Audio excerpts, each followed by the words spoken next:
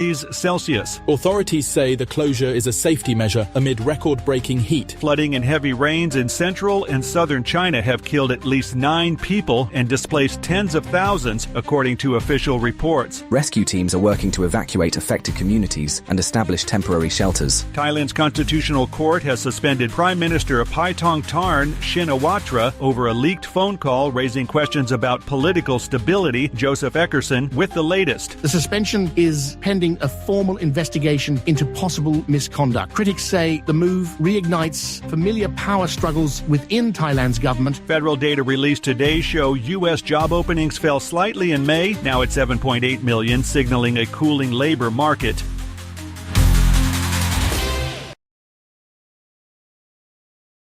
The opinions expressed on this program are those of the host or guest and should not be interpreted as statement of fact. Independent fact-checking and corrections are encouraged. Can we get a cup of coffee in here, please?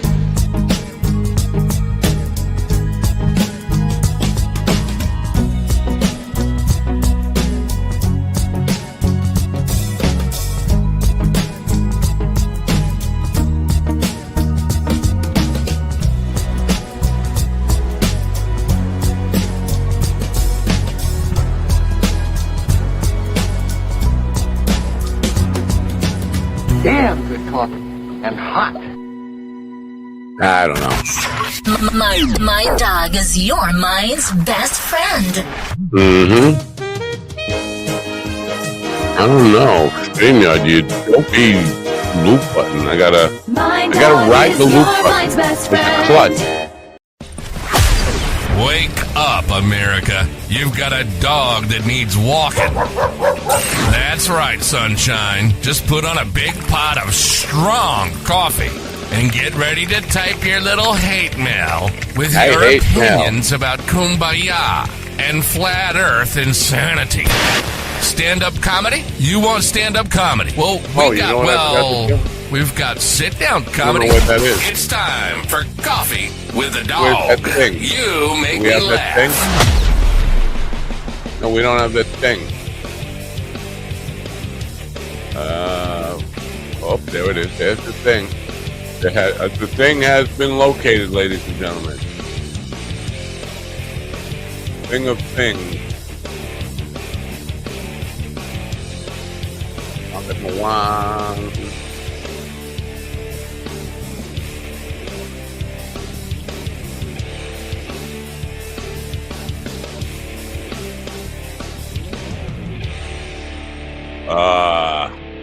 I guess it's a good morning. Happy hump day, you humpers. Hey, I thought I said stop that. God, these buttons. StreamYard, don't lose your mind. It's okay. You know what? I'll probably have to change the way we do the intro and consolidate it all into one piece to work around their stupid loop button glitch. I don't know. I couldn't find the right word. I'm just going to say glitch because I just want to get on with the show.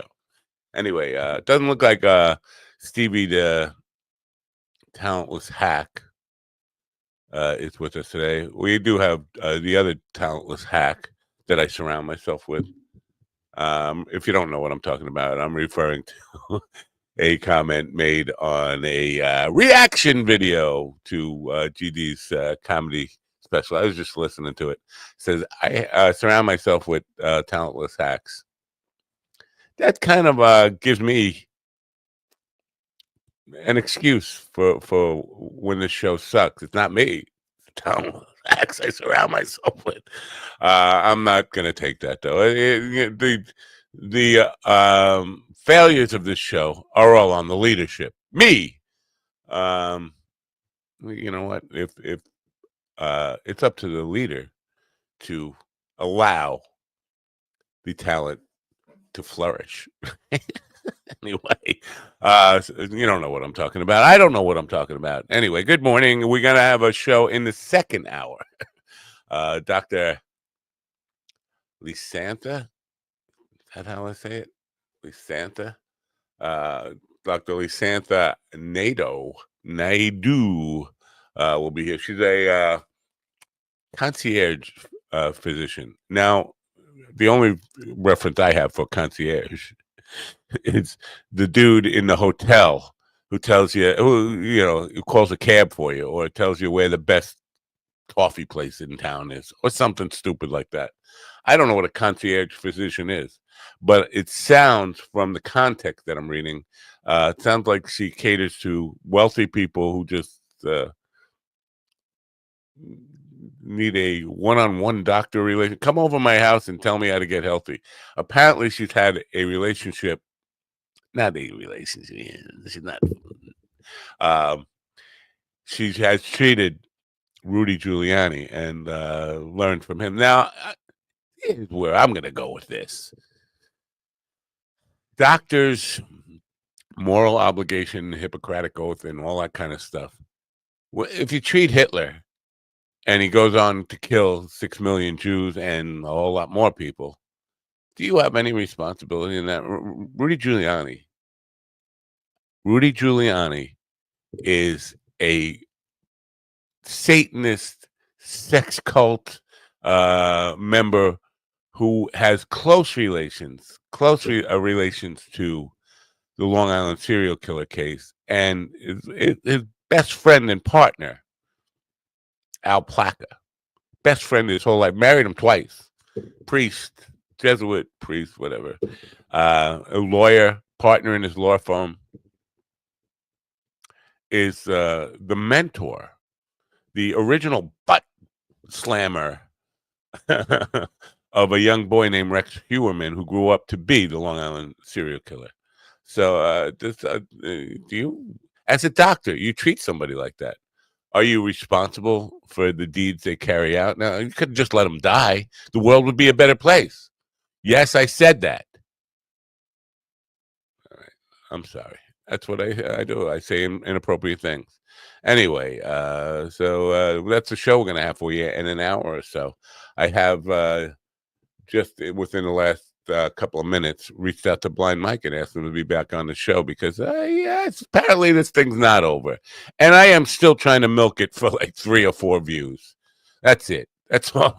That's all I fucking care about, because I'm bored here. I am bored. Those are my initials. I am, and I'm going to change my last name to Bored. I'm going to play Stevie's commercial, even though he's not here. He's probably off buying one of these something. I got to go out to the store today. I'm going to take a page out of GD's book and actually go to a store to buy something today rather than buy it online. And you're probably wondering what it is and why, because you're very curious like me. But I'm not going to tell you right now. Maybe we'll talk about it later.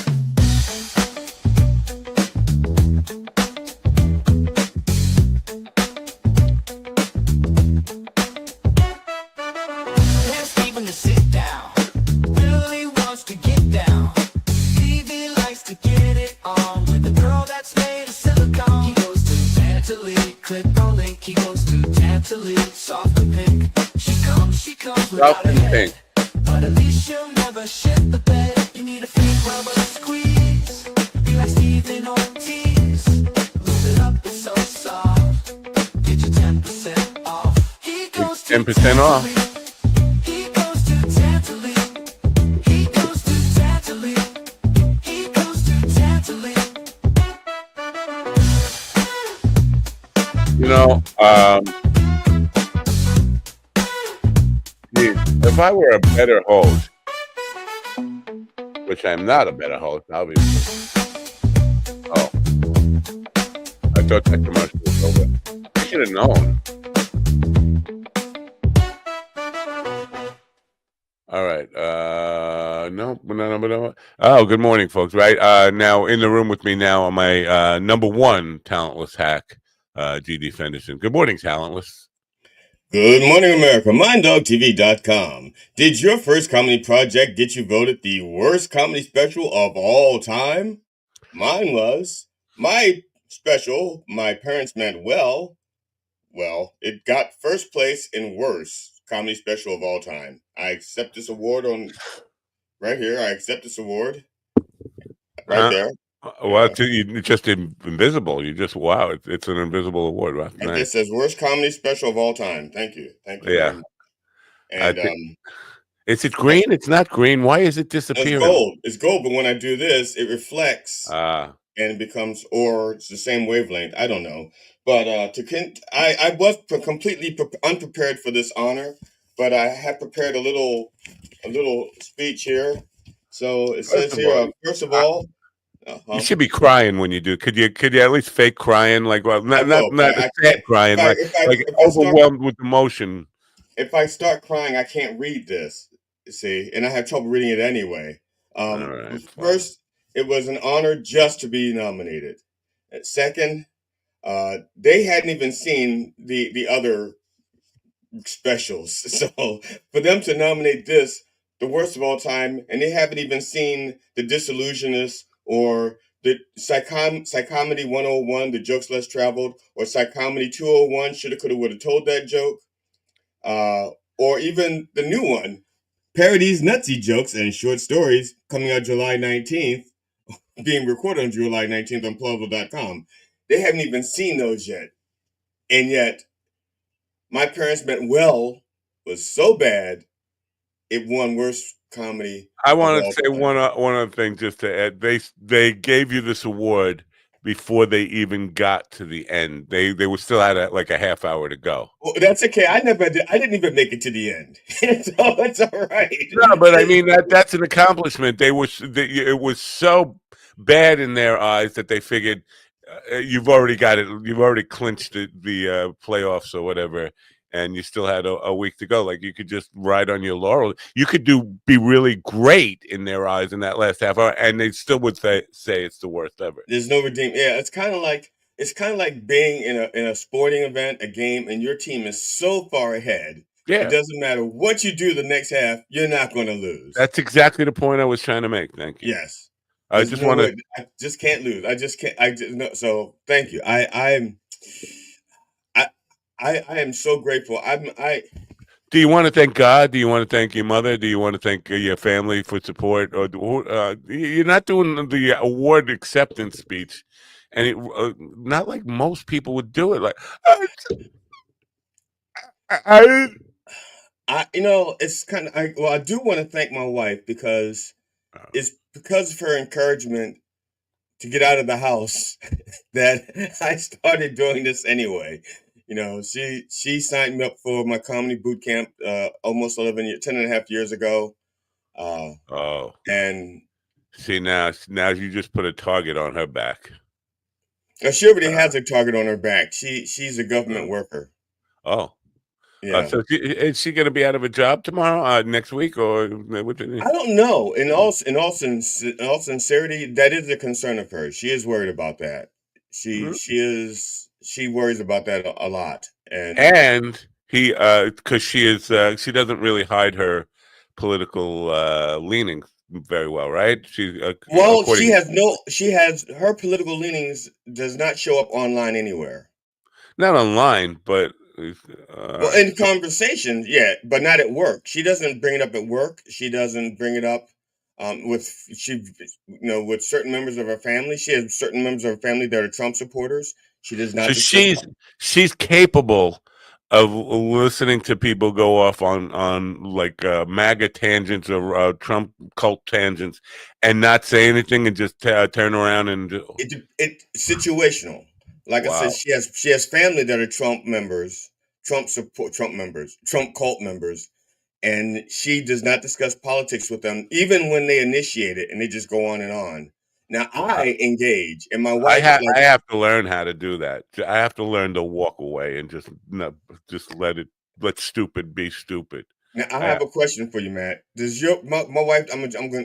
If I'm engaging in one of these MAGA cult members, my wife does like if my wife takes my hand and she does this and she squeezes it because she's trying to mute me. Does your wife do that to you? Does she try to find a mute in your hand? Nope. My wife refuses to be seen with me in public, so it's okay. But before we go any further, I just want to say in our merch store right now, minddogtv.com/merch, all the stuff that is, wearable, and even the cups and things like that, 30% off if you use the code 30 thank you. 30 thank you, that is. 30 thank you. 30 thank you. For a guy with the list to begin with, 30 thank you, it's kind of hard to say. Matt, I don't have to do that speech again, do I? Because Steven just came in and he missed the whole thing. Poor, I don't have to do it again, do I? No. Okay, good. But now I'm not sure. You guys probably should have a talentless hack off. It's kind of like a talented whack off or a jack off, but it's a hack off. So. There was a show on television called Royal Pains, and it was based on concierge doctors in the Hamptons. Okay, what is that? What is it? Basically, it's just as you described it. A concierge doctor is they bring their medical expertise to your home so that you don't have to leave your home to get treatment. All right. And also they're almost on call. They're pretty much on, like they're on retainer or something. If the show Royal Pains is like a real thing, not like saying I don't know what it's based on.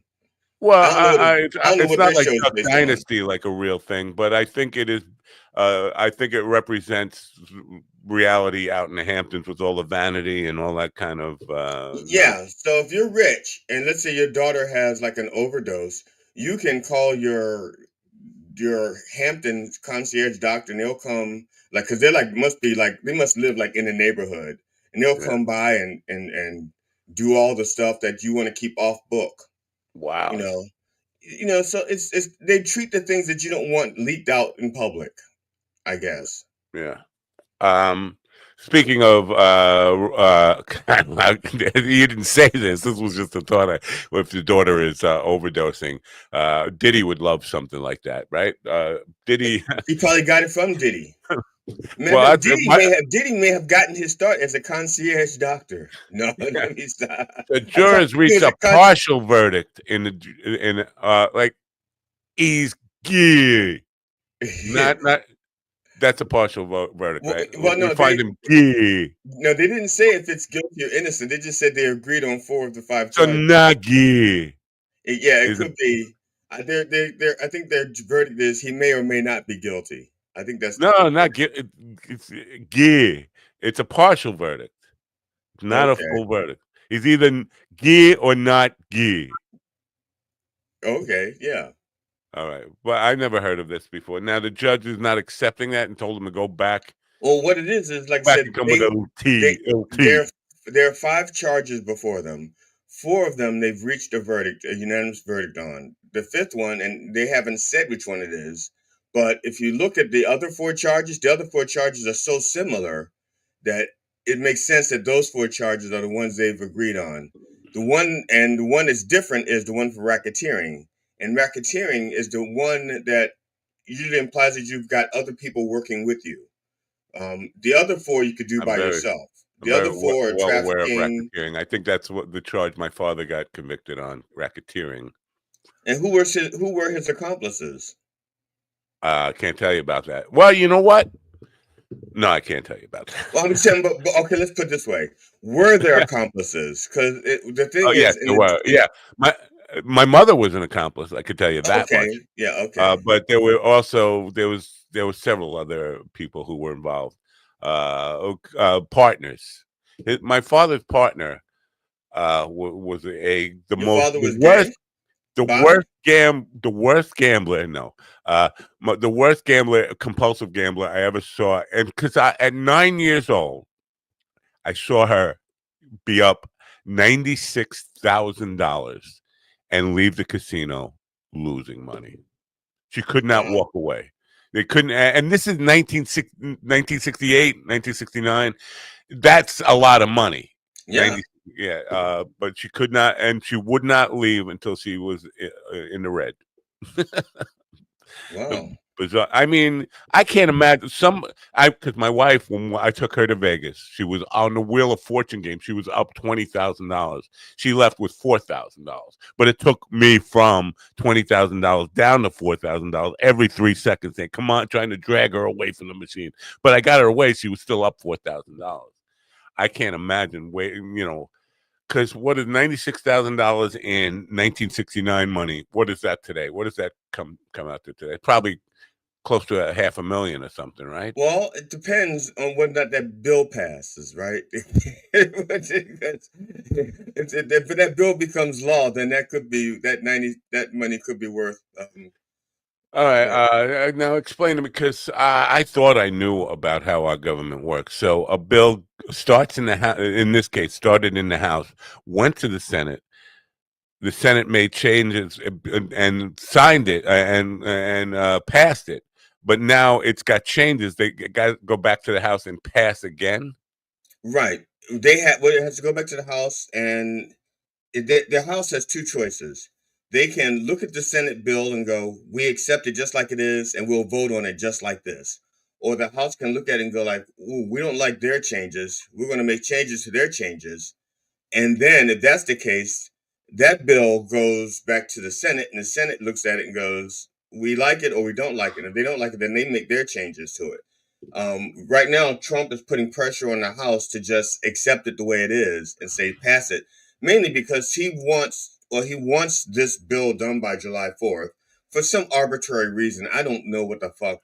That's the next question I was going to have. Like, why is there a time limit on it? It gets done right if you're going to do it. Right. And here's the other thing. And I don't know why they're rushing it, unless he wants to make the announcement as a PR thing. It's Independence Day. We have freedom, and the bill is passed, and blah blah blah. I don't. Ironically, the thing is, a lot of those things, and this is what politicians do this a lot.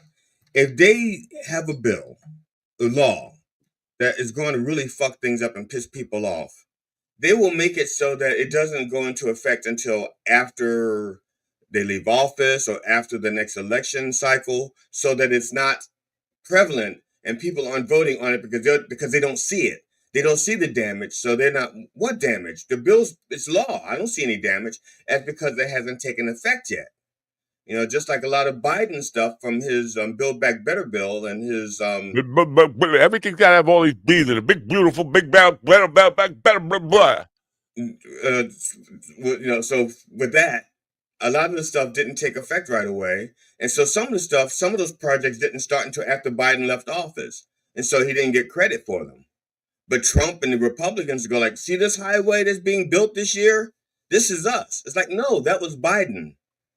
What was the name of the bird? The bird. Bird's the word. Bird's the word. Bird the word. Yeah, but the rambling bird or something like that, because all these. I think you're right. Something like that. The big, build back better, but the big, beautiful. Why am I doing that? Because because I surround myself with talentless hacks. I'm trying too hard. Sorry. I needed that excuse. You guys are my built-in excuse now. Forever. You're welcome, buddy. You're welcome. Forever? Yes, forever. Okay. Well, forever I have that. No, not that. This is going to continue on forever. It's that forever I have that as an excuse for why this show sucked. Is that I surrounded myself. I thought you meant you were going to keep us around forever, like a married couple. Yeah. No. I'm going to flush this. I'm going to flush this down. As soon as we get to 1,000, I think I'm done. I mean, instead of rambling bird, they call it surfing bird. I don't know. Stroking bird? It was called surfing bird in one song. Surfing bird. Yeah. Surfing bird. Okay. Yeah. Surf culture's getting hot now. It's Long Island has got a big surf culture, like California. I don't know if you noticed, but a girl got. That's a Long Island to be surfing on. It is. Can you go? Long Island is shaped like a surfboard. It is like a fish, actually. If you look at it from more like a fish, yeah. But I thought it was close. So yeah. There was a girl on a longboard at Long Beach on Long Island. Well, everything's so long, isn't it? Yeah. she got bit by a long shark. So Sure now wasn't a loan shark. it could have been a long shark. Could have been a long shark. And A long are shark. you sure it was a long shark? Some been would a even long say one. it may have Long even one. actually been huge. Oh yeah, right. And great whites have been spotted off of Montauk and stuff. And Well, that's because they don't let any other race in. So of course the great whites are spotted. you never hear of great Well, blackfish. what are you gonna? A I was gonna great say you're black not gonna shark. have great blacks, are you? A great black shark. I mean, you don't see them because, first of all, if there's a black shark, they're not so great. They're black. Yeah, they're 3/5 of a shark. Or 3/5 of a shark. No, that's a stingray. Now, Stephen, what's your excuse for being late this morning? Can I see your note? Put the fucking hat on, will you, guys? You missed My my Oh, acceptance sorry. speech. You missed my acceptance speech, you selfish bastard. Really? I'm sorry. My girlfriend kept me up late. How does that happen? Yeah. You can just turn it off. No, No, no. No. She doesn't just turn off. All right. So according to Blind Mike, I just want you to know this, Stephen. You are one of the guys on the show who said, one of the guys on the show actually said, I needed to get permission or I needed to notify GD that I was going to talk about him beforehand. And that's literally what I did. I tagged him in it. So you are now referred to as one of the guys on the show. No, they didn't tag me. Well, I guess that's a promotion to one of the guys, which is cool. It's a step above. But I sit by what I said. I sit by what I said. You do? Give the guy a heads up if you're going to critique him. Just let him know that it's coming. That's what you got to do. I don't know if you have to do that. Again, if it happens in the heat of the moment, that's different. But if you have a pre-planned, if you have premeditated, if it's a premeditated attack, we're going to be reviewing your special. I didn't, but the thing is, I didn't. If they tagged me, it took 2 years for me to find out about it. and then I didn't find out until someone in the chat room brought it up. So, but again, I don't care. I will say a tag. I don't. A tag is still cool. A tag is better than nothing. But I still feel like a direct hey would have been cool. That's all I'm saying. I don't honestly. I don't care. I don't care. I'm just honored to be nominated for having the worst. Not nominated. I have. I have the worst. To me, this sounds like pussy shit. Well, to me, this sounds like pussy shit from Blind Mike. So it sounds to me like you're jealous that you don't have an award and I do. So what's that award for? So Mike, blackiest ever. Worst comedy special of all time. Mike just answered that. Nice. No, thank you. He's not going to come back on because I wanted him to kind of. He basically saying that you guys. Well, I'm caught in the middle here. That you guys were calling him a pussy, and basically he's making the case that what's the pussy? It's not like you can fight him. You're not like you're gonna punch him and jump on him. It's gonna be, even if we're confrontational, there's no reason to pussy out about it. Just come in and talk, and he did show up. So, but he's saying that GD lied about his wife waking him up liking it. And then I never said that. I never said that. I never said that. He never said that. I remember that clear as day. I never said that. I think he did. No, find the tape. I never said that my wife laughed. I said I was laughing, and I woke my wife up laughing. And my wife wanted to know what I was watching, and I told her. She wanted to know why I was watching it. And then I went on to explain to them that my wife does not like it when anybody belittles me. She takes it personally. I was just gonna say because she got pissed that he was belittling you, and you were like, and she was like, "Why are you watching this shit?" Then, right. I remember the whole thing. That's exactly what he said, almost word for word. I never said my wife laughed. I said I laughed and I woke her up. What was it? What was the episode number? I want to look it up today. I'll refresh my own memory on this and play it back. I don't know. You don't know? We aren't keeping track. You said you're scrapping it at 1,000. Why would we keep track now? The only reason I put numbers on this thing is so when things like this come up, it'd be easy to say, just go back and look at episode number. And I don't know. Well, I'll tell you what, because shortly afterwards I sent Mike a thank you message or something. I will look for the text. Okay. There you go. Good call. Yeah. Yeah. All right. I like that idea, I DD. sent him a text. That's a smart move. I sent him a text to thank him, and so I'll look for that text. That'll give me about the time frame, and then I can do it that way. All right. Sorry. Fine. So Man, basically, bass players are so nice. no. They're so nice. What are you talking about? Well, I went to a few groups asking if there was any other Crippy Boy bass players and what basses they used because of armrest and wheelchair constraints and stuff like that. And there's a good number of people offering advice. It's nice. You know why? Because nobody else will fucking talk to them. They're like the Maytag repairman, which I know is a reference that you don't fucking get because you were born. Yes, I do. I remember the Maytag repairman. He used to come over and visit my mom. Maytag. The latex Maytag. Well, no, they wouldn't. They don't visit anybody. They sit in a lonely warehouse. Steven is thinking the skin tag repairman. Yeah, the Maytag repairman was the loneliest man in town because they never broke down. So he just sat in an empty warehouse waiting for the phone to ring. See, you don't know. You just say you know, but you don't know. That's fucking shameful. Fucking shameful. That's me. I fit in perfect. All right. I'm sorry. Maybe I'm just like I got up on the wrong side of the floor. This week is so important for me to get things done, and I'm being inundated with what? What do you got to get done? What is so important to get done? You're gonna be dead tomorrow anyway. What difference does it make? I'm not gonna be dead tomorrow. How do you know? Being dead tomorrow, but how do you know that? I got a doctor coming on that's gonna back me up on this. But go ahead. Because my wife had to go into the office today, I was planning on practicing most of the afternoon uninterrupted. And now I'm being inundated with these things to drag me out of the house. So like what?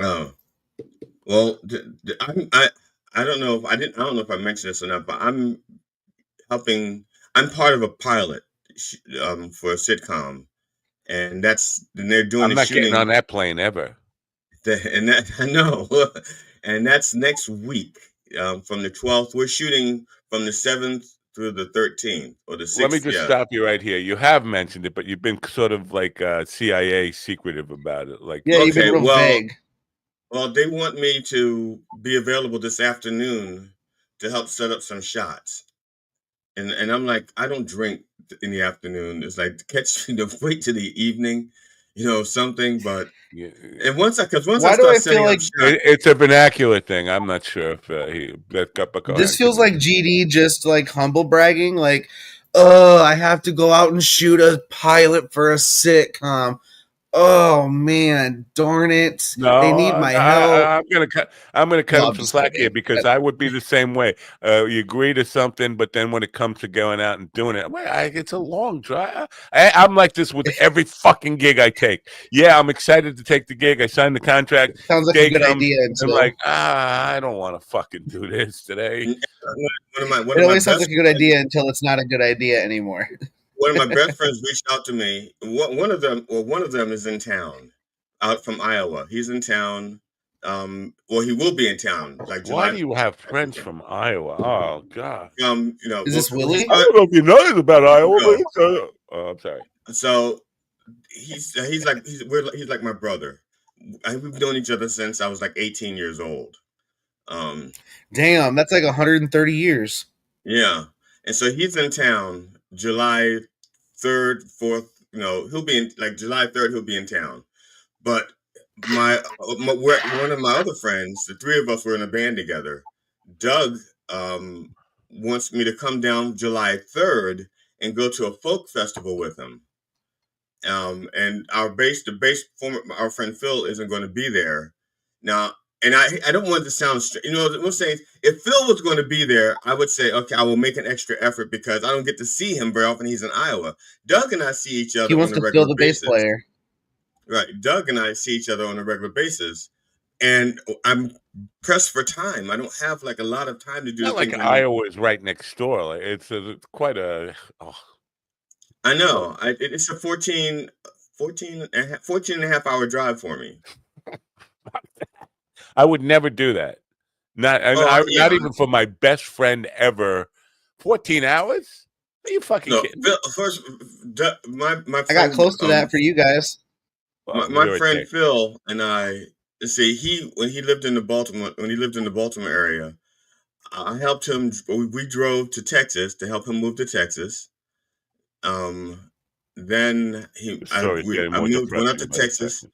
We moved back to Baltimore. Then he moved to Iowa. I was with him every step of the way. Oh, every place you mention there makes me feel like slitting my wrist. Baltimore, Texas, Iowa. Why do these places even exist? What Except was to your mom depress doing me? during this time? Yes, my mom was. She was She was feeding the worms. No. Oh. His mom. His mom was also feeding the worms. They feed the worms together. They get together on Tuesdays to feed the worms. Oh my god. Oh, terrible. I know. Oh, actually, I don't. My mother was still alive then. She didn't die until January 1st. But she was feeding worms. She said, "Yeah, little wormy." No, she wasn't. All right. She called them penises. That's what that was my nickname from her. Yeah, So, that's what she called penises, little worms. So let's get to say, are we doing a show tomorrow? Like, because I don't have anything. There's no guest scheduled. I didn't even. Right? Yes, tomorrow's Thursday. Why wouldn't we do it? The 3rd, because you just said you had a pilot to shoot on the 3rd. No, I'll be here. I'll be here. All right. I don't know what we'll do. I mean, this is enough of this. I got to start getting some guests again. I'm just lazy. I've been reaching out to people I want to have on the show. Unfortunately, they're like, who the fuck are you? Why would I be on your dopey show? I see the talentless acts you surround yourself with. We need to make the news somehow. We need to make controversy. Well, we have Robert Urey coming on the 11th, I think. Yes, how do you know about it? You that's your thing? Yeah. All right. I didn't know who that was. I still don't really know who that was. You don't know who he is. You don't know who he is. We do have quite a few people who are but people when they add themselves, like, I'm gonna come on July 30th or something. Like, no, we need somebody Monday. Now, I do know a lot of comedians in the DMV area. DMVP, I call it. The militarized zone? Is that what you're saying? Well, they call it the DMV for DC, Maryland, Virginia. I call it Department DMVP. of Motor Vehicles. What the fuck? Yeah. That's why they do that. So, but Pennsylvania is a prevalent part of this, area as well. So it's as far as I'm concerned, it's a DMVP, but there is not a department of DMVP. So that's why they say DMV, trying to be cute and clever as opposed to accurate. But a lot of the comedians that I invite on, even the ones that are promoting new DVDs or new CDs that are out, won't come on because most of them have dissed me in the past. They don't want to work with me. And so even though I'm saying, come on the show, they're like, they don't want to. They're like, I can't face somebody who I've been disrespecting. Maybe we can start inviting on people that we don't like and see if they'll come on and see if that'll get us some ratings. I don't really have anybody that I don't like, really. I mean, Kevin Hart, but you think he'd come on? And I don't like Kevin Hart. I don't like him or dislike him. I just don't think he's funny. That's different. That's fair. Yeah. Mike says he'd consider having you on his show. You want to go on his show and of course. I've been fuck that. I tried to get on his show. He said no, and that thing that came out yesterday or this morning or whatever. He said he tried to have you on his show. You won't come on his show. That's bullshit. I've reached out. Well, go on the show and call it bullshit. Then come on, just say yes. Sure, I'll go on the show. Say yes. He's invited you, yes. And he said them. I consider having them. Why would he say that to you when he's got my text and my email? Well, he said them. So I mean, you and you and you and you. I don't think you. GD, I will hold your hand and walk into the Hold on. Let me just finish the words. I think he considers Slaptail part of that too. Slaptail was the first one who called him a pussy and then wasn't here. So I think when he says them, I think he could roll Slaptail and Ron into that. Now say whatever the fuck you want, you talentless hack. Go ahead, Steven. I was just gonna say, look, if you want, I'll join you, man. I'll go into the Lion's Den with you, man. I don't need because why is that the Lion's Den? Yeah, I don't. He's fucking blind. I mean, and it's remote. He's not gonna. I appreciate the offer, but I'm not True, Nick. You know, Drew Nickens. If you're a Kill Tony fan, this is funny, but Bill Rhodes Comedy says Drew Nickens is available for the next 6 months. If you're a Kill but Tony isn't he still fan, crying? you're a loser. You're a talentless hack loser. I'm sorry. Oh, what? I'm sorry. I'm going to stick with this talentless hack thing for it. I appreciate my thing. Steven, I appreciate you. You know what? I prefer this over the other names you call me, so this is fine. I didn't come up with that. That's a Mike thing. I'll look, if he wants me on, he has my text, he has my emails, he has everywhere to reach me. He can just invite me. I'll show up. I don't need anybody holding my hand. I have my trophy, which I earned by myself. Well, I had help. I had 3 cameramen. I had an audience, and apparently nobody wrote my material for me because I'm really talentless. So I've got this, and look at that. Worst comedy special of all time. Okay, damn it. So you win. You win. Yeah, and they didn't even see the rest of it yet. So all right. I could get the worst of all time. I just want to know how I want to figure a way that I can benefit some way out of this, or even the show benefit. Like, just get a few more. Even the people who love Mike coming here and attacking us. It boosts the algorithm just a tiny little bit. And the thing is, I don't have a problem with them attacking me, but for them to say that I lied, okay, that gets my goat. I don't lie, okay. Now, when I'm entertaining, I bend and stretch and contort, sure, but I don't lie. Okay, I don't say things like the thing making about up my stories wife and shit. Right? Yeah, I don't lie. Okay, I'm not saying I haven't lied, and I'm not saying I don't use lies. No, okay, let's put it this way. That's a lie. I do lie, but I don't lie. Remember that time you told Steven you wouldn't come in his mouth? Yeah, I don't lie to. How about this? You don't lie for nefarious reasons. You don't lie for nefarious reasons. I think when he told you he wouldn't come in your mouth, that was kind of nefarious. Well, it was nefarious, but it was also generous because it's a protein, it's a donation. I was full.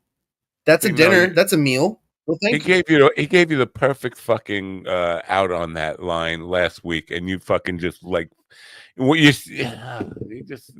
a talentless hack.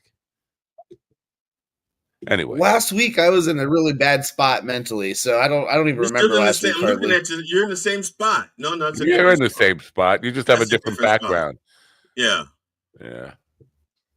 Fair. That's fair. Yeah. So let's kind of prepare. Are you ready to prepare?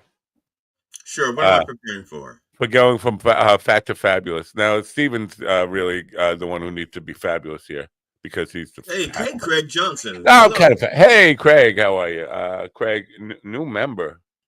What, you want to see my new member? What do you mean new member? That's an old member. Maybe he just joined. Maybe he officially subscribed. Oh, is there some kind of membership thing that we have going on there? I don't know. I don't pay attention to that kind of stuff. On YouTube, there's a join button. Thank you. I didn't know what that means. Yeah, I am so out of it with old. Yeah, that I am that. But you know how Mike is. I see. This monetization He's a subscriber thing where people, he only puts comments in the thing that where people pay. If you pay, you can get your comments on the screen. But so people who don't pay, they get ignored. No, I don't think because I was in the room for one of their live shows. Well, you may make an exception for because you are the proud creator of the worst comedy special of all time. And that's probably it, yeah. But I've seen comments in there where they didn't have people offering monetary stuff. They call it the super chat, and almost all of it is just like $5 here, $5 here. I'm pretty sure this is the first one that I've seen since I've been on. Thank you very much, Craig. I mean, every little penny. Thank you, Craig. Especially You're the best. when you're working with talentless hacks like I surround myself with. $2.99. Wow, You could actually thank get you another for that, talentless I guess. Son of a bitch. Thank you. I appreciate it, Craig. We're actually we don't know how to respond to this because we're not used to this kind of stuff. We don't. Yeah, usually people charge us to listen to us. So yeah, this is new. Thank you. I have. See, these are invoices from people wanting to sue me for having to listen to me for the past year and a half.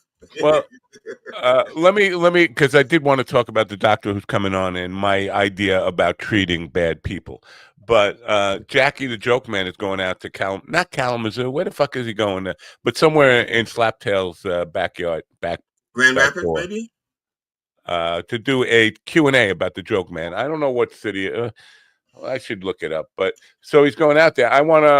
There are only 3 cities in Michigan, so it's either Kalamazoo, Detroit, or Grand Rapids. There aren't any other probably cities. Grand Rapids, right? That's probably it. Probably, I don't know. Isn't that where the University, Michigan State is? Grand Rapids? I don't know. I have no idea. Oh, Lansing, but that's not a real city. I don't think Lansing is a real city. Neither is Flint. I want to prepare Jackie for when they both are. When Slaptail goes up to introduce himself in the meet and greet. I want to prepare Jackie to say something like Jackie, like a friendly thing, like Jackie would say. And you know what I mean by friendly when it comes to Jackie, abuse. Cups his balls. Yeah, but I want to prepare him for that and introduce him so that he knows that oh yeah, you're from that world, that whole. And also, don't hug Jackie. He gets really uncomfortable with that. I found that I didn't know that. I was just so happy to see somebody that I knew that I. You know why that is. Restraining order, or because I'm black.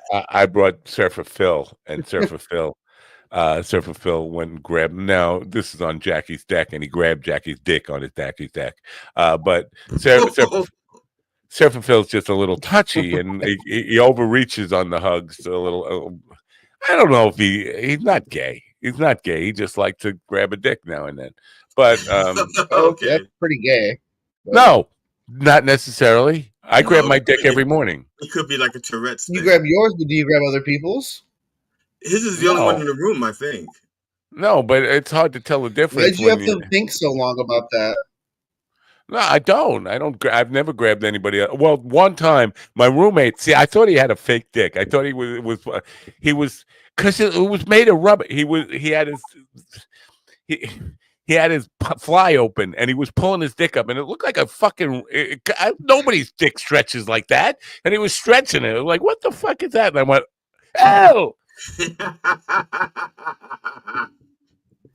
But that was my roommate in college 45 years ago. But that still haunts me, that thought, because it still to this day it looked like a rubber band. Like, no, did your dick stretch like that? My dick doesn't stretch like that.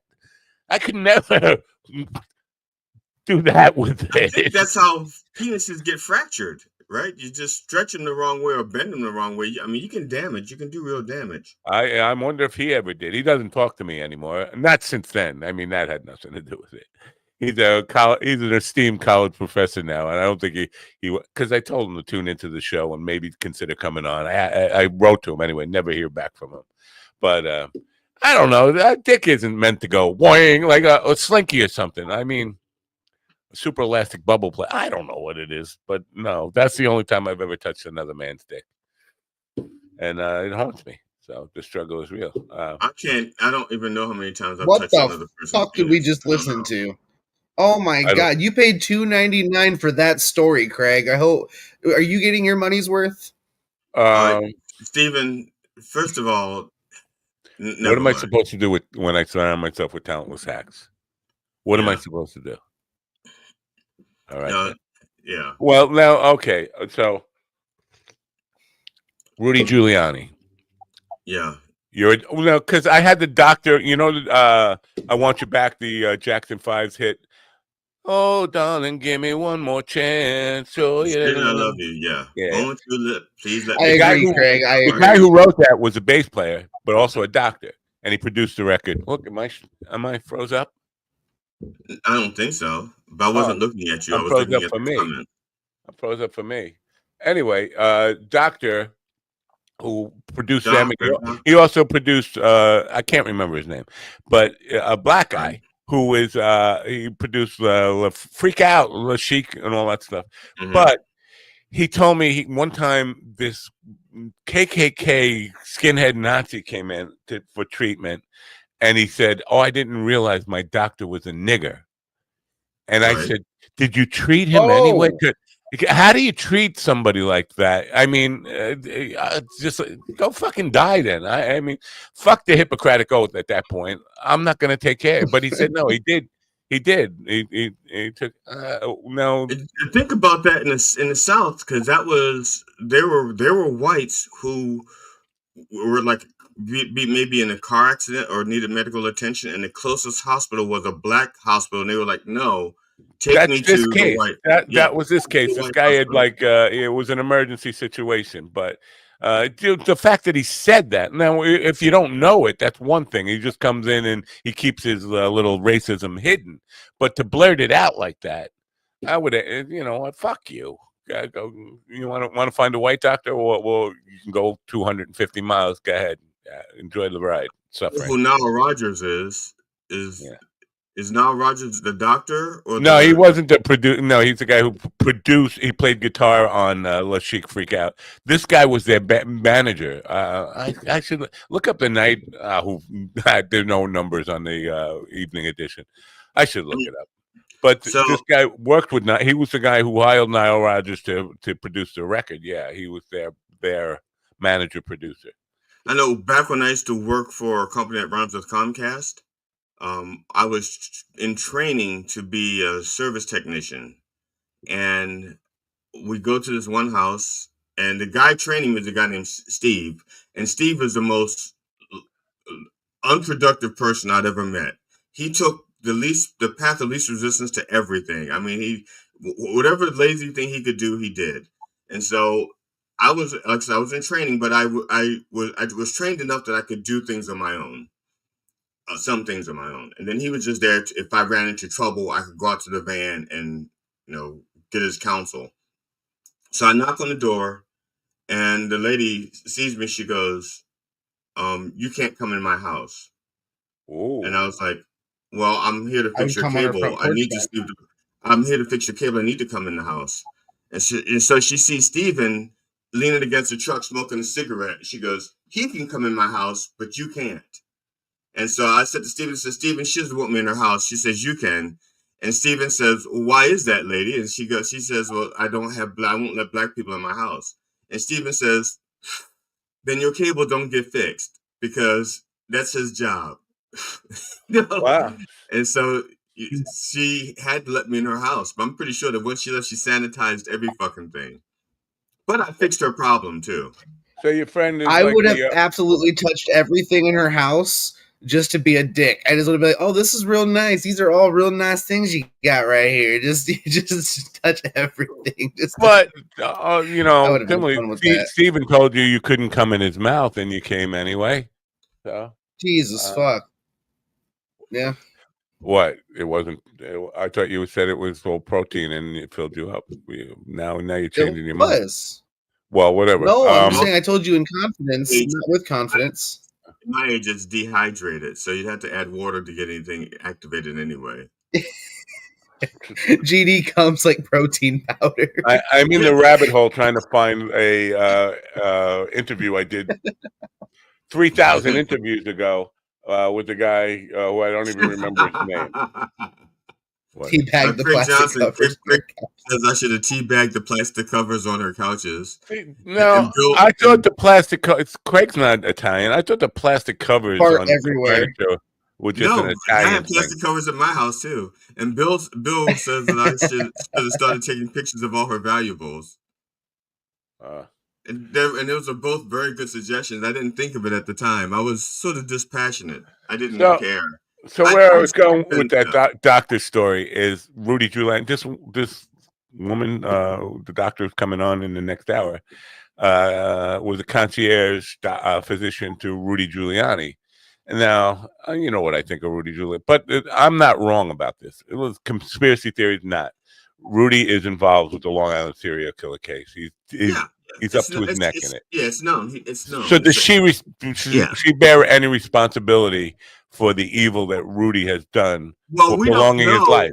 What we don't know is the timetable, because she could have treated him back when he was America's mayor. You know, he was still a fucking bad guy. I'm just saying, you know, we don't know what she knew. We don't know. Well, no, what she knew, definitely, and most people don't know this. But Rudy was knee deep in the satanic ritual of raping of boys within the Catholic Church, within the Rockville Center Diocese. Even then, long before. Breaking news here from Bill Rhodes Comedy. He said he would have said to the lady, "I know this is a random question, but ma'am, how much does your TV weigh?" You know what? Another question is, how often do you leave the house? Excuse me, ma'am. Do you have any daughters? Do you have? Excuse me, ma'am. Is anyone in your house attractive? No. When I was 17 years old, I was living in the Hotel Californian on Bonnie Bray and 6th Street in East LA, and basically the rent was $25 a week for a room with 2 bedrooms and 2 beds in it. My rent was, my half of the rent was $12.50. You can tell the luxurious accommodations that come for $12.50 a week. But the guy across the street, you have to share the room with livestock. No, it was a guy. It was my harmonica player who we were out there going on the Gong Show. That was our mission. Anyway, Roderick, a black guy who lived across the hall, who was our kind of protector, because it's a very, at the time, it was black and Hispanic neighborhood. We were the only 2 white guys they used to call Simon and Garfunkel, but we needed protection. Roderick was our mob protector. But after a couple of months there, he said, "I need you to pay the protection." I was like, "What do you mean?" He said, I need a little favor. My TV is in my car, and I just can't lift it. My back is so bad. I need you to go. And so he brings me down, and wait a minute, I forgot my key. I'm gonna have to jimmy my door and go get it. And so now I'm walking down the street, people seeing me like just take a television out of a car and walking with like a stolen television through the hotel lobby, and everybody's just looking at me like, brazen young white boy.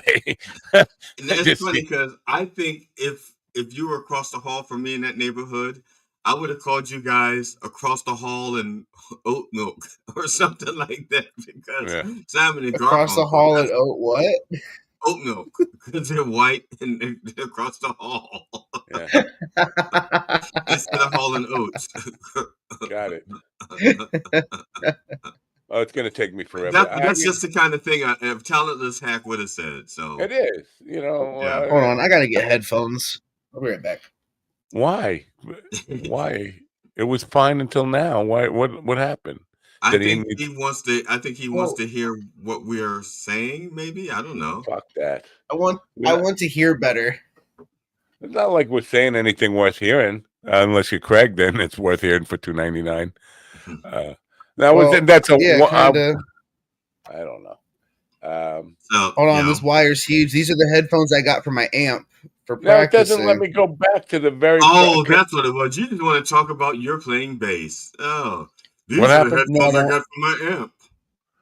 No, I don't really have anything to talk about right now. I'm just learning shit. So I can't go back to the very first episode. I think this was like somewhere around 2020 where I interviewed that doctor. It'll be good to get the information straight, because you know how I am. I'm like dementia riddled, and but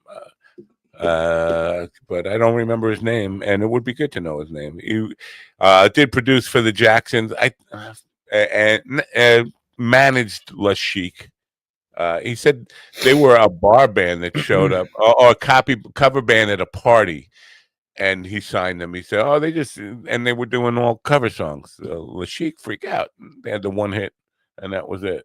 But then he wrote a book about the music industry, a medical doctor, which is an interesting mix of professions, medical doctor and music producer, right? Or music manager or whatever the fuck he was. Anyway. Well, they probably, with I guess that makes sense. with drugs being so prevalent in the music industry, I think doctors like right on brand. You need somebody to either prescribe the drugs or help you when you take too many. Yeah. So, whoa, what happened? I lost everything there. I said to Mike, I said, consider, because he said he would consider having them on, which means you two plus, I think, Ron and Slaptail. But I said, consider having me on, and I think he just blocked me or something. Consider having me. Why? Why? Nobody wants me on. Anyway, I thought me and Mike were buddies. I thought we were pals. I thought we were goombas. I think the Blind Mike episode was May 30th. So I'm trying to figure out May 30th. All right, I'll look for it. Now, somebody on that thing that you pointed out this morning, where you got the award for a worst comedy special of all, somebody dragged Tom Myers into it and said, I can't see why a guy like Tom Myers does a podcast with this guy, meaning you, I guess. You still regularly do podcasts with Tom? Or is that no? I did one. Maybe he was talking about Mike. I don't know. I don't know. Usually when Matt says he's lost everything, it's after a big dinner or a poker game. Do you play poker, Matt? Do you know how to play poker? I mean, I know you come from a gambling family or a gaming family. Do you know how to play poker? Yes, I do. Now, do you? I was featured in a Lake Tahoe newspaper at 3 years old for dealing blackjack and poker in a casino at 3 years old. It was a novelty. It was to get people to come in to the casino. My uncle Al, who was a dealer there, taught me everything, and I was basically a novelty act to get people to come to his table. He was a blackjack dealer mostly, but he also dealt 5-card poker. So, I've been around it pretty much my whole life. People won't play poker with me now because for a while I was very good at sleight of hand and magician and did a lot of card magic. And that doesn't go well with gamblers. Like, I wouldn't play with you either because of that. Because it's not your poker face. You don't have a fucking poker face. You'd be like, Alexa, you might be able to turn it on and off, but I'd see you playing poker, looking at your hand and going, fuck. Not so much that. It's no matter what. Anytime you win, must be cheating, right? It must be. You must have done something crooked. It's like you can't win legitimately. I haven't played poker with real people for a very long time. I went on a thing where I used to play poker with the computers. Because last time I played poker with people, they got so pissed off. They wouldn't let me leave. And I had to go to work. It was like 4:00 in the morning. I had to go to work. I had to get up at 7. It wasn't 4. I wanted to be in bed by 4 so I could at least get 3 hours of sleep. It was like around 2:00 in the morning. They would not let me leave the poker table because I had too much of their money. Wow. And so I let them win like $40 back just so that I could leave the table with the money that I won. I rewatched The Sting a couple of months ago, and that was, because John Scarn was the consultant on that, magician who was basically working with Paul Newman on some of the sleights and all that kind of stuff. But there was that whole intentionally pissing off the guy who ran the game. And cheating, obviously cheating, but good stuff. I love that stuff. But my thing was I used to develop false tells in the beginning, so that people would think they knew what I was doing, and then I would drop the tells later on. Once I got them to thinking I would do this if I had a winning hand, or that if I had a losing hand, look, the Antichrist is saying poker in the rear. I'm just sorry. Only consent. With consent. He's not a talentless hack, by the way. Evil Ian. He's a talented hack. He does great glass artwork, even though he's an evil person, and I don't want to really promote his work, but he does some fine glass art. So you should, if you like glass art. You need a new bong. You need a new water pipe. You need a new crack pipe. go see There's the this guy who was like world famous for his glass work, and he only has one eye, and so a lot of times he can't do the work himself anymore. And so he You are known for taking eyes. He has a vision of what he wants. He has other people do the work for him because he like just has the one eye. Ian's on the Twitch, Craig. Craig says, what is Ian watching? He's on the Twitch. That's a dumb name for a platform, Twitch. But yeah, it's just I don't know. We're not gonna bother playing news, right? We don't give a fuck about news. You look like Uncle Ruckus from Boondocks. That's what I think of when I hear the word Twitch. So if you're just joining us, we're awaiting the arrival of Dr. Lasantha. I would say Lasantha. I said it last night. Hold on. They do. Because it's got two O's, right? Lasantha Naidu. Lasantha Naidu. Stand by. We are having difficulties pronouncing foreign names. Please stand by. Please. See, I'm not sure she's foreign, though. The name is. The name is not. If she was born here, it's an American name, right? It's just a different. Don't fuck with that production, okay? I worked my ass off to get that production. That's fine. I'm fine with the production. I don't think our guest today is it's not like an Alan Edwards thing where he's just saying guacamacolo makingwa of that's because they don't know how to pronounce Detroit. That's how he pronounces. That's how their AI people pronounce Detroit. Okay, they don't. They fucking AI people are just useless. So how about this? I mean, well, we got a few seconds here on politics.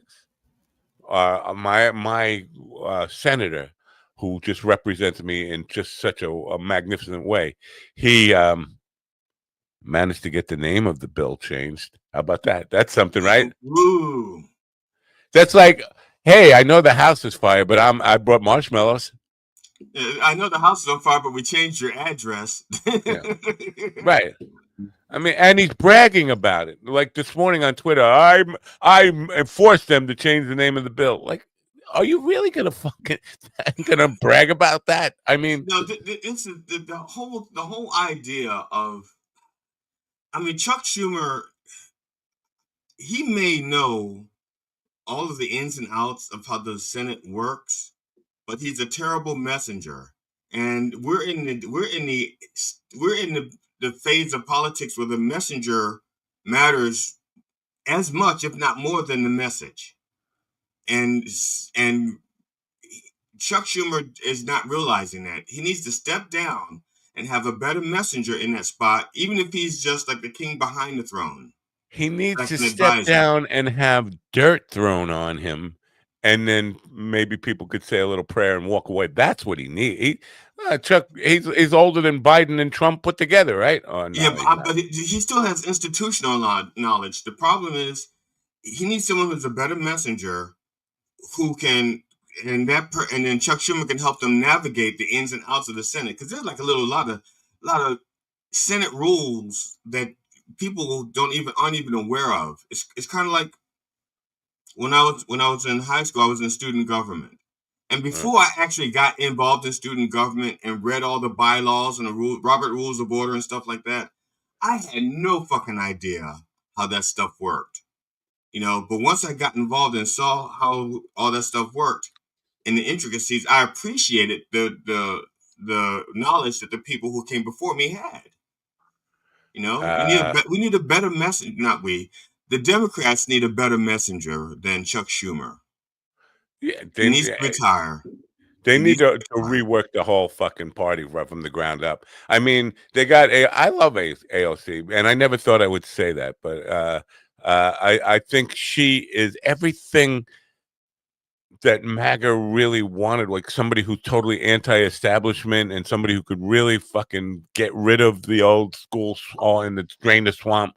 That's the kind of energy. Forget about the political stuff, and maybe you're against God forbid, I'm against green energy and I'm against things that are ecologically sound and make sense for the planet. And I understand that you hate that. I mean, you want to shit in the sink, but from the attitude and the just the ready to go burn down the establishment and kind of stick the middle finger up to the power structure. That's the person that's doing it. A young person like that, Trump is the fucking swamp. But they don't get that. But so I think she is a good spokesperson. Now, I don't know if you're aware of this with her. People have been trying to out her for, oh, you're not really from the Bronx. She's from Yorktown Heights. And like it's a big rep. But she said, it's not like I didn't tell you this myself, because before she ran, she did a TV commercial and she said, "Hi, I'm Alexandria Octavio Cortez. I am a student at Yorktown Heights High School," and was showing all her history. It's not like I tried to hide that. I did a television commercial saying that's who I was, and now you're acting like I was. Oh, she was trying to conceal it. She didn't want people to know. But to me, it's the ultimate like, fuck you, stupid. It also shows that they're really afraid of her too. Yeah. It's just like when their attack on Elizabeth Warren isn't about her policies. It's Pocahontas. Yeah. Not her policies, not the things that she's suggesting. It's like, no, Pocahontas. That's their attack on her. Okay, Right. That's how you know that they're afraid of them. Nancy Pelosi, they couldn't attack how effective she was. They make up shit, and when they couldn't go after her, they went after her husband. Let's get a little taste of this here, because Man, she's hot. That's a baby. Owned a small You architectural pervert. business. Her mother No. cleaned houses to help make ends meet. No, her. By the time she was ready for preschool, her parents had made a down payment on a small house in the Westchester suburbs. It was 30 miles and a world away from her extended family still living in the Bronx. What was it that brought your parents here? Schools. Yeah, my mom wanted to make sure that I had a solid chance and a solid education. Did you feel like you were living in two different worlds? Because you were spending a lot of time in the Bronx with your family and also here. Yeah, and just growing up that way and with my cousins who are all my age too, feeling like wait, we all just had I'm going to stop this here, but just wait a minute. Let's look at this. Does that look like a rich, affluent neighborhood house? This is middle class suburbia, and it's not even upper middle class. I mean, look at That's that. It's lower just middle class for sure. That's it's middle class. That's what I grew up in. Right. It's right in the middle class. It's not like lower, but the point they're trying to make her out as an elitist. Yeah. That's not an elitist house at all. That's just a normal person house. She's not an elitist. Oh at my least God. not in her upbringing. Yeah, I could show you an elitist house, and these people think they're middle class, and I like these people. Don't get me wrong; they're nice people. But the house I was at on Saturday, it looked like stately Wayne Manor, and that they consider themselves middle class on Long Island. Like that's what the middle class is on Long Island. Yeah, but isn't the median income there on Long Island $300,000? No, that's the average. We discussed the median and average. Average. That's right. He didn't know the median. Right. He didn't know the median, just the average, which means That's right. Okay. I don't know how they would even come up with the median because there's so much. The median is very. It's kind of simple. You know. I know the formula for median is simple. It's just that there's a lot of complications in there, and people who don't report anything, people who are completely off the books, and all. If they came up with an average, they have. Let me ask you this though. Median. I mean, let me ask you this though. If what, Stephen? What? I'm trying to teach him math. What? It's not math. I have a question. So if you're making $300,000 a year, so then I would imagine that you're probably able to afford a house that's probably higher in price as well. So I imagine their idea of what middle class would be significantly different than like small town Michigan or Tennessee or something. Yeah. The median household income on Long Island varies by county, but generally it falls between $119,838 and $143,408. Nassau County has a higher median household income than Suffolk County, which is surprising to me, because Suffolk. If I made that here, You know what it is? I'd be upper middle class. But the Hamptons people, the people who own houses in the Hamptons, don't claim Long Island or Suffolk County as their residence. They claim Hollywood, California, Beverly Hills, California, or wherever, New York City sometimes. The people in the Hamptons, that's their set. Most of the residences, the high end, are secondary homes. There's very few that are their That's main. wild. Yeah. And they're secondary homes, like Jerry Seinfeld's mansion out there. Yeah, do it, lady. Hell yeah. $45 million. My secondary home is my basement. My primary home is my secondary home is my car. If something happens to my primary home, I'm gonna be living in my car. His secondary home is $40 million. My primary home is a playroom at my brother's house, and then my secondary home is my Cadillac. That's all. That's it. Are we late for our guest? Yes, she's not showing up, is she? Well, technically, they could be on time if they showed up now. I think she's actually busy being fabulous. All right. Or she's stuck because she's fat. No, she's not fat anymore. Didn't you see the picture? Well, I don't know how recent that picture is. But apparently it was TikTok commercial that set her off as a kid. A TikTok commercial. Not TikTok. Kit Kat, right? What was it? Kit Kat or TikTok? One of you guys, where are you talentless hacks when I need you? Well, the doctor could be in the waiting room also. Or maybe we're in the waiting room. Maybe we're in the wrong waiting room. Huh. The doctor will be seen now. Kit Kat bars. It was Kit Kat bars that did her in. Those are delicious. I love Kit Kat bars. Really? Not my favorite candy. You know, my favorite. My favorite candy, I think, is still. Well, I like Snickers, especially the ice cream bars. Yeah, I was just gonna say I have this new kind of thing with the Snickers ice cream thing. Snickers ice cream has got me. It's like I can't go to a supermarket and not be tempted. Now I gotta say, willpower actually works for me because I have not bought any, but I look at them and I'm like, oh, I really love those things. I gotta. Yeah, I'm terrible with willpower. I am terrible. Get yourself a grandson, because here's the deal: if I buy something like that and I put it in the freezer, get myself a grandson. My grandson will. That was a really weird thing to say, Matt.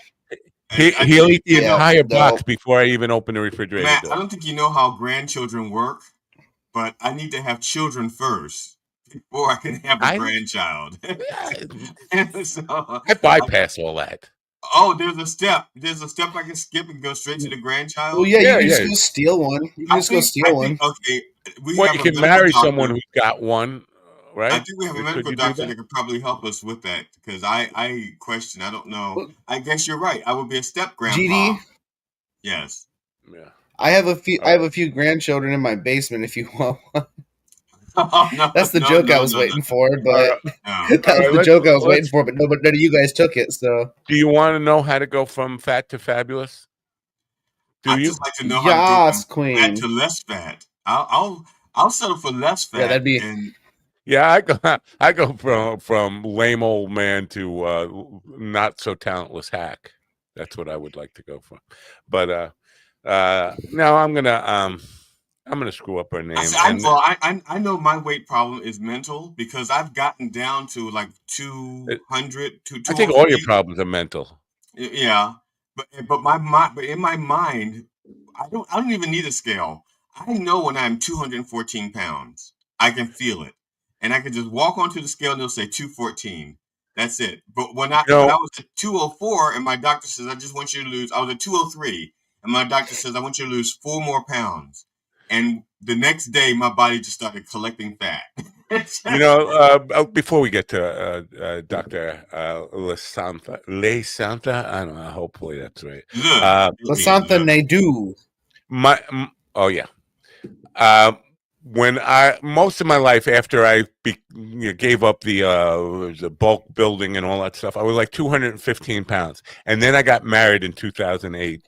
and went to Vegas in 2009 and went to get on the zip line. And there's a weight limit on this zip line. It's 250 pounds. That was 251 pounds.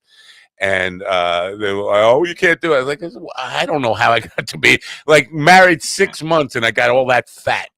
You piggy fat fuck. I know. But then I said, Christ, it made me sign a waiver of if anything happens, and they would let me go on it. But apparently, the thing was not ready for a 251 I am surprised that zipline is that precise. If you're 251, it breaks, but if you're 250, you're okay. No, it didn't break, but it shoots you like a rocket because your weight kind of propels you along. And so I was the fastest thing they've ever seen. And at the end, there's a person who's supposed to catch you, and they were like, and I ran right through the red light. I hit them, and we continued flying. Now my wife, on the other hand, got stuck. She was stuck over the crowd, and then they had to actually go back out and go fish her back in. Like they had a whole team. Did they have somebody come behind her and like kick her? Yes. They had people from both sides, somebody pushing her and somebody pulling her. Like, come on, lady! And then everybody in the street was like, oh, look at. And so I don't know who was the funnier one. Me, like going like a rocket and taking somebody out at the end. Oh no, your wife is the funnier one. I want to. Yeah. All right. Let me get. I want to try it because I feel like I look like a marionette hanging from there with my legs flopping. You're over the you can't even sign the waiver. You're like, what are you, like 590? No, but I'm close. No, I'm 268 pounds. The good doctor is probably going to tell me to stop fat shaming Stephen, and I'm doing this because it's contagious. GD is the one who insults you. I've always said let's try to be nice to Stephen. I think you've heard me say that a lot. Anyway, yeah, sure, I've heard you say that. Sure. Never on the air. In between the insults. Right. Shut up, you. Oh, I'm talentless hack. It's a new one I'm working on. Dr. Am I going to say this wrong? Le Santa Nedu is an award-winning concierge. Le, that's French. Although I don't understand. Le is masculine. Can I finish? Can I finish introducing her, please? No.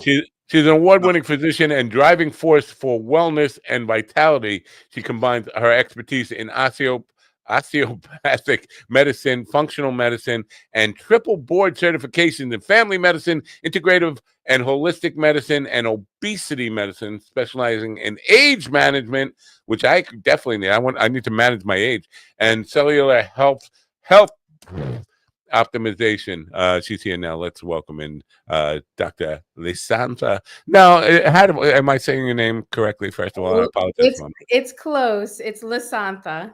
Lisanta. Anyway, thank you for being here. Thank you. I'm so excited because there's nothing more that I love talking about than from fat to fabulous. And you guys are talking about Snickers bars.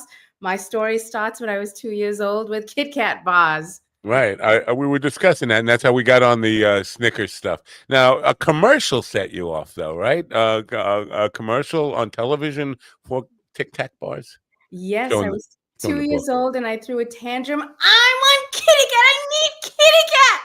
And my grandfather, at that time, so I lived in South Africa where I was born and raised, and it was brand new, and it wasn't available. So my grandfather scoured the city of Durban to find me a box of Kit Kat bars. And of course, I ate them all and I loved them. And ever since then, I struggled with my weight throughout my childhood into adulthood. It is what led me to my triple board certification, because even as a physician, I was being told, move more, eat less. I was dancing. I was performing. I was, professionally dancing and eating very little. And guess what? The weight still wasn't coming off. So this is why I had to become a master on how the body works to be able to help myself.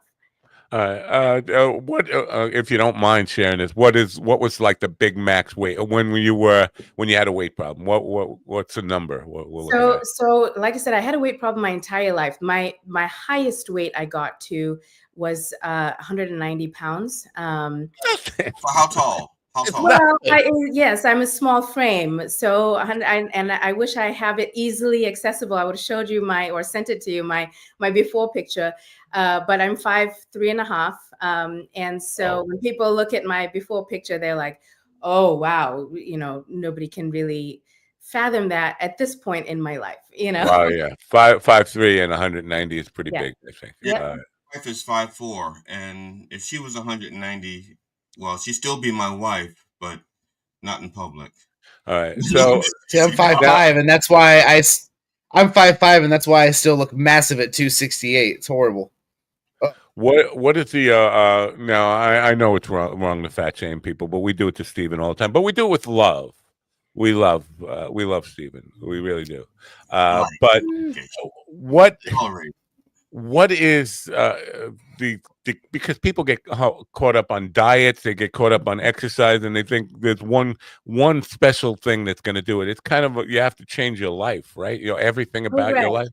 Correct. And so as I said before, everybody focuses on move more, eat less, but the reality is weight is actually so little about that. It is a very personalized journey for everybody in terms of how the body functions. But to what Judy was saying before as well, a lot of it has to do with mindset. So when I wrote my book, which is really a lot of my own stories of my life from childhood through now, and a lot of times people pick it up thinking, okay, this is going to give me the answer to what do I need to do? But the reality is that everybody is different, and we have to examine every aspect of our lives. For me, so going back to my story, a few years after my Kit Kat tantrum, when I was 4 years old, my grandfather had passed away. He had actually committed suicide. And it took me a long time to realize the impact of that on my life. I very vividly remember the night my parents woke us up in the middle of the night. We went to my grandparents' house. It felt so different than every other night or every other time that we had gone there. And then within 24 hours, I remember the funeral was held at home at my grandparents' house, and he was cremated in their front yard. I see that. I see those flames. Wow. And my grandmother, absolute puddle of tears, and my mom was strong, so stoic. And although I have those memories, I never thought that it really impacted my life. But as I really went through this journey for myself, the realization of how I react and respond to sugar actually relates to that first story of when I was 2 years old and the love of my grandfather, and the idea that letting go of sugar is that letting go of a relationship that was so important to me. And there's so many of these things that shape our lives in different ways, shape our beliefs, shape how we do things. It's our thought that really create our actions and our results. And so much of our thoughts are also subconscious. And so, yes, there is the health aspect of it. And there's a part of that is very important. But when we're talking about losing weight and keeping it off, and let me be clear here. There's also a difference between I go on a cruise, I eat too much at the buffet, I gain 10 pounds and I come back, I need to lose that, right? There's a difference between that type of weight loss versus like me, or perhaps Steven. Sorry, Steven, I'm not picking on you, but it's okay. where it's a larger, longer term picture issue. There's a lot more to that than just take a prescription or eat less or change these things, because yes, you lose weight, but keeping it off is the bigger thing that's so much more difficult to do. Yeah, I just want to, because you said everybody is different, and I agree with that. And obviously, far more than I do about any of this stuff. But I think there are people, and I just want to see if you agree with me on this. There are people. My grandson is one. I brought him up. He's skinny as a rail. He can eat everything, all the sugar in the house, and other things, and never gain a pound. And there are people who can't eat like one bite of, say, a Tic Tac ball, Kit Kat ball, whatever it is, and not gain 10 pounds, like one bite. And so that metabolism, have you figured out why that is? Do we know? Yes. So this is why we do have to get down to the cellular level. There is the issue of how does our metabolism work? how do our cells function, and even genetics. Genetics plays a huge role and actually is one of the biggest contributors to weight gain, especially for those who struggle with weight. But that does not mean that we are destined to be fat. It just means that we need to tailor our environment a little bit differently. So for me, for example, I have a gene that makes it difficult for me to know exactly when to stop eating. So I'm the kind of person who I may put food on my plate, eat it up, and I feel fine at the time that my meal is done. But 10 minutes later, I'm like, oh, I should have stopped. I should have stopped 3 bites before, whatever it is, right? And then there's some people who know this is my endpoint. I'm done. I have the gene where I have a dimmer switch. I don't have an on-off switch. So knowing that I have that gene, I also know I actually have to stop eating a little bit before I'm full, because my brain will catch up to that 10 minutes from then. Or even there's also genes, for example, of how your metabolism works and how physical activity plays a role for you. So we can literally get down to that personalized level of how do we, for your body, boost your metabolism? What kind of foods are important for you? And what kind of foods do you need to stay away from? For me, it's about how do I live a life of joy and purpose and fulfillment that I love, and not feel like I'm constantly on a diet or always trying. I need to have freedom, right? So it's about understanding how my body works so that I can have the freedom of, if I want to travel and taste all the food that's there, I can do that, but know how to do that. Or if I want to go to a party and have a glass of wine, I know what my limits are. I know I can do it. I know it's possible. I also know what to expect on the scale and what I need to do to balance that out, right? So we can get to that cellular level and really gain freedom around an individual's lifestyle and weight by understanding those things and modifying. And diet-wise, I'll give you another personal example. So one of my struggles in my health journey has been type 2 diabetes. And even with losing 70 pounds, my A1C on high doses of medications had not changed. And it's like, I'm doing what the textbook says. Why is this not working for me? And again, going down to that cellular level of looking at how does my body metabolize fats and what are the proteins that are higher or lower compared to maybe what somebody else might be. For me, it's actually not about, I don't eat a lot of sugar. Sugar's not my problem in my diet, at least. It's a problem in how my body metabolizes it. But what I personally need is actually higher fat. Now, the interesting thing is when you just look at the numbers, when you just look at my cholesterol level, you just look at, the kind of standard labs that we typically get in our physical. My doctors have told me for years, you should be on a statin medication. Why? Because my dad had a heart attack when he was 39. I know I have that gene. My grandfather passed away. My uncle, it is pretty prevalent in our family. But when I took that deeper dive, I learned that the cholesterol number is actually not the issue for me. It's in fact protective for me. For me, it's about how my body metabolizes and utilizes insulin. And so fat actually is helpful for me. Healthy fats are helpful for me. So when I learned that and realized I actually need to increase fat in my diet, change the structure of my meal. So for example, for me, it's best for me personally to eat my vegetables first and then my protein with my healthy fats and last my carbohydrate. That's how my body digests the best. And so as a result, I can lose weight. My body works much better. My blood sugar is better. We're all happy. You're blowing my mind if you're saying that's not true for everybody. Because I'm the kind of person who reads something and then believes it, and then don't. And once I believe it, once I absorb it into my belief system, I very rarely go back and like readjust this. But I read lots of books in this in the '80s, and people were always, that's what you just described, vegetables first, and that method is like from the '80s. Every self-help book had that about weight control, and you're saying that's not the case for everybody, but it's the case for you. Correct. There's no one size fits all. We can make generalizations. And this is where, in my practice, I really balance modern day technology with ancient science and wisdom, right? Because there is some evidence that culturally, right, that evolutionarily different cultures' bodies behave differently. And I'll speak to my husband a little bit. He's on this journey where he's optimizing, he's trying to do a little bit of bodybuilding. And initially, he got advice and a bodybuilding textbook to read. And he was all in and all for it. And I told him, I said, this is not going to work for you. And of course, I don't know anything. So he didn't listen initially. He did what he was told. And I was like, do it. It's your journey. Go for it. Right. We rechecked his labs and he was getting so frustrated because what was happening was he was building muscle, but he was building muscle on top of the fat. So now he was looking like a bulky Michelin man. Right. And then his labs were going in the wrong direction. So your husband's white.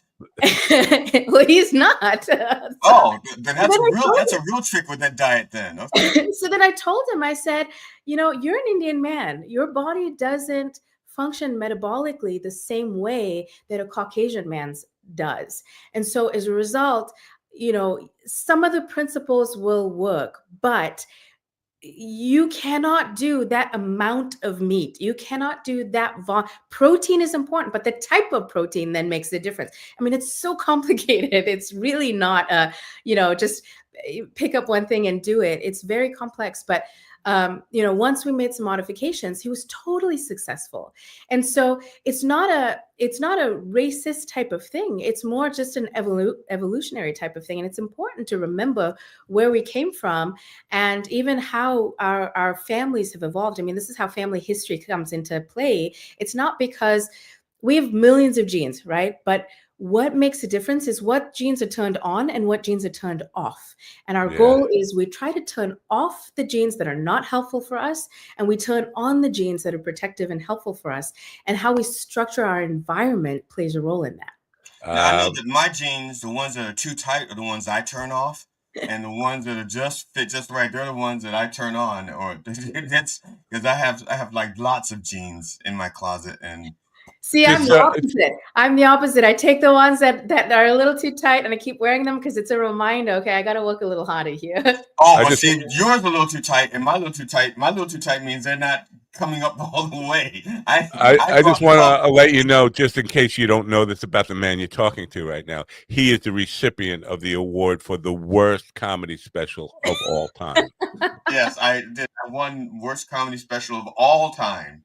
And which is quite an accomplishment. Of all kinds, good, bad, and ugly. Yeah. Now, I have a question because I struggle with my weight. For couple of different reasons. Psychologically, I feel more protected at this weight. I mean, when I used to do martial arts and I was a lot thinner, but because I was more active in martial arts, I felt comfortable at this size because I could protect myself. As I got older, I feel like this size is more of a protection than being small and agile. That's one issue. I feel psychologically, I feel safer at this weight. My doctor. Let me speak to that real quick before you go to the next issue, right? So there is some value in that, right? Because it is important to honor what is going on in your mindset for you to be successful. If you fight against that, so either you choose to change the mindset, right? Which we can do, or you work with it. So in your case, the goal may not be to lose pounds, right? You might say, you know what, this feels good to me and I want to stay at this weight. But then your goal should be to build muscle and lose fat. So maintain your weight at that level, but change the composition of your weight so it still feels strong, healthy to you. And again, I'll share my own story. I went down to 125 pounds. That was my goal weight. And I felt fine. I definitely had less energy at that level. I was not as clear thinking at that level, certainly not as strong at 125 pounds. And I had actually many patients tell me, Doc, are you okay? Are you healthy? Are things fine with you? And I didn't think of anything of it at that point. But then I actually had a surgery because I had an injury, and I gained about 8 pounds with that. And at that weight, I actually felt great. I looked good. I felt great, and I was like, that's my happy weight. That's where I want to be. And now when I look back at pictures and I look back at the 125 pounds, I do. My eyes look sunken in. I look older. I definitely did look sicker. Now, textbook wise, that's my ideal body weight, but it didn't help my labs. It was very restrictive. It didn't feel good. So 133 pounds for me was where felt good, but I did have to work a little bit on that, make sure I build muscle and tone down the fat, even at 133 pounds. We have a question from the chat room. I have more I want to ask you about, but if you are bodybuilding and noticing good gains, less fat, obvious, more muscle, but noting a puffy face, does that indicate a lymph drainage issue? It could be. That's actually a very good question because a lot of people don't think about lymphatics, and that's 100%. I never thought about it once in my life, to be honest with you. Most doctors don't think about it, to be honest. It's one of those things that people struggle with a lot, but it just kind of goes as it just is what it is. So I applaud the audience member on thinking about that because absolutely that could be a possibility. The second thing is it could actually be a little bit of water retention and it could be a hormonal issue as well. So those I would say are probably the most likely causes for that puffy face. You talked about mindset. Yes. And I don't even know how to really pose this question. It's about the economic status, because I know you, as a concierge physician, you work with wealthy people, but this world has changed, and where being fat was a status symbol that showed off your wealth. Yeah. But I know, and for the people I know that I consider wealthy in my life, almost all of them still carry that around, almost as if it's like a way of showing, yeah, I got it all going on. I can afford to eat all friggin' day long. I can afford the lobster and the caviar and all of that. Yeah. And then I also have people who come from a very poor 9 kids in the family, and there was never enough food, so they're always eating. And so on both ends of the economic spectrum, I'm seeing obesity as kind of something that it becomes part of their mindset, either through fear or I need to show off where does the economic status play into where our health can? Economics play a huge role because a big part of mindset and definitely weight is a scarcity mentality, right? Is the idea of there's the FOMO. So if from a wealthy perspective, I go to this fancy restaurant and they have this unique dessert and it's like, well, I'm not going to get this again. But the reality is you have the money, you're an adult, you can make choices. You can always go back tomorrow if you really wanted to, right? But we have this FOMO and we decide we have to have it. On the other side of the spectrum, it's also the idea of, so let's say somebody who is impoverished, right? The idea of, well, I don't know when my next meal might be coming, or am I going to have the funds next week? But there's also a significant lack of education.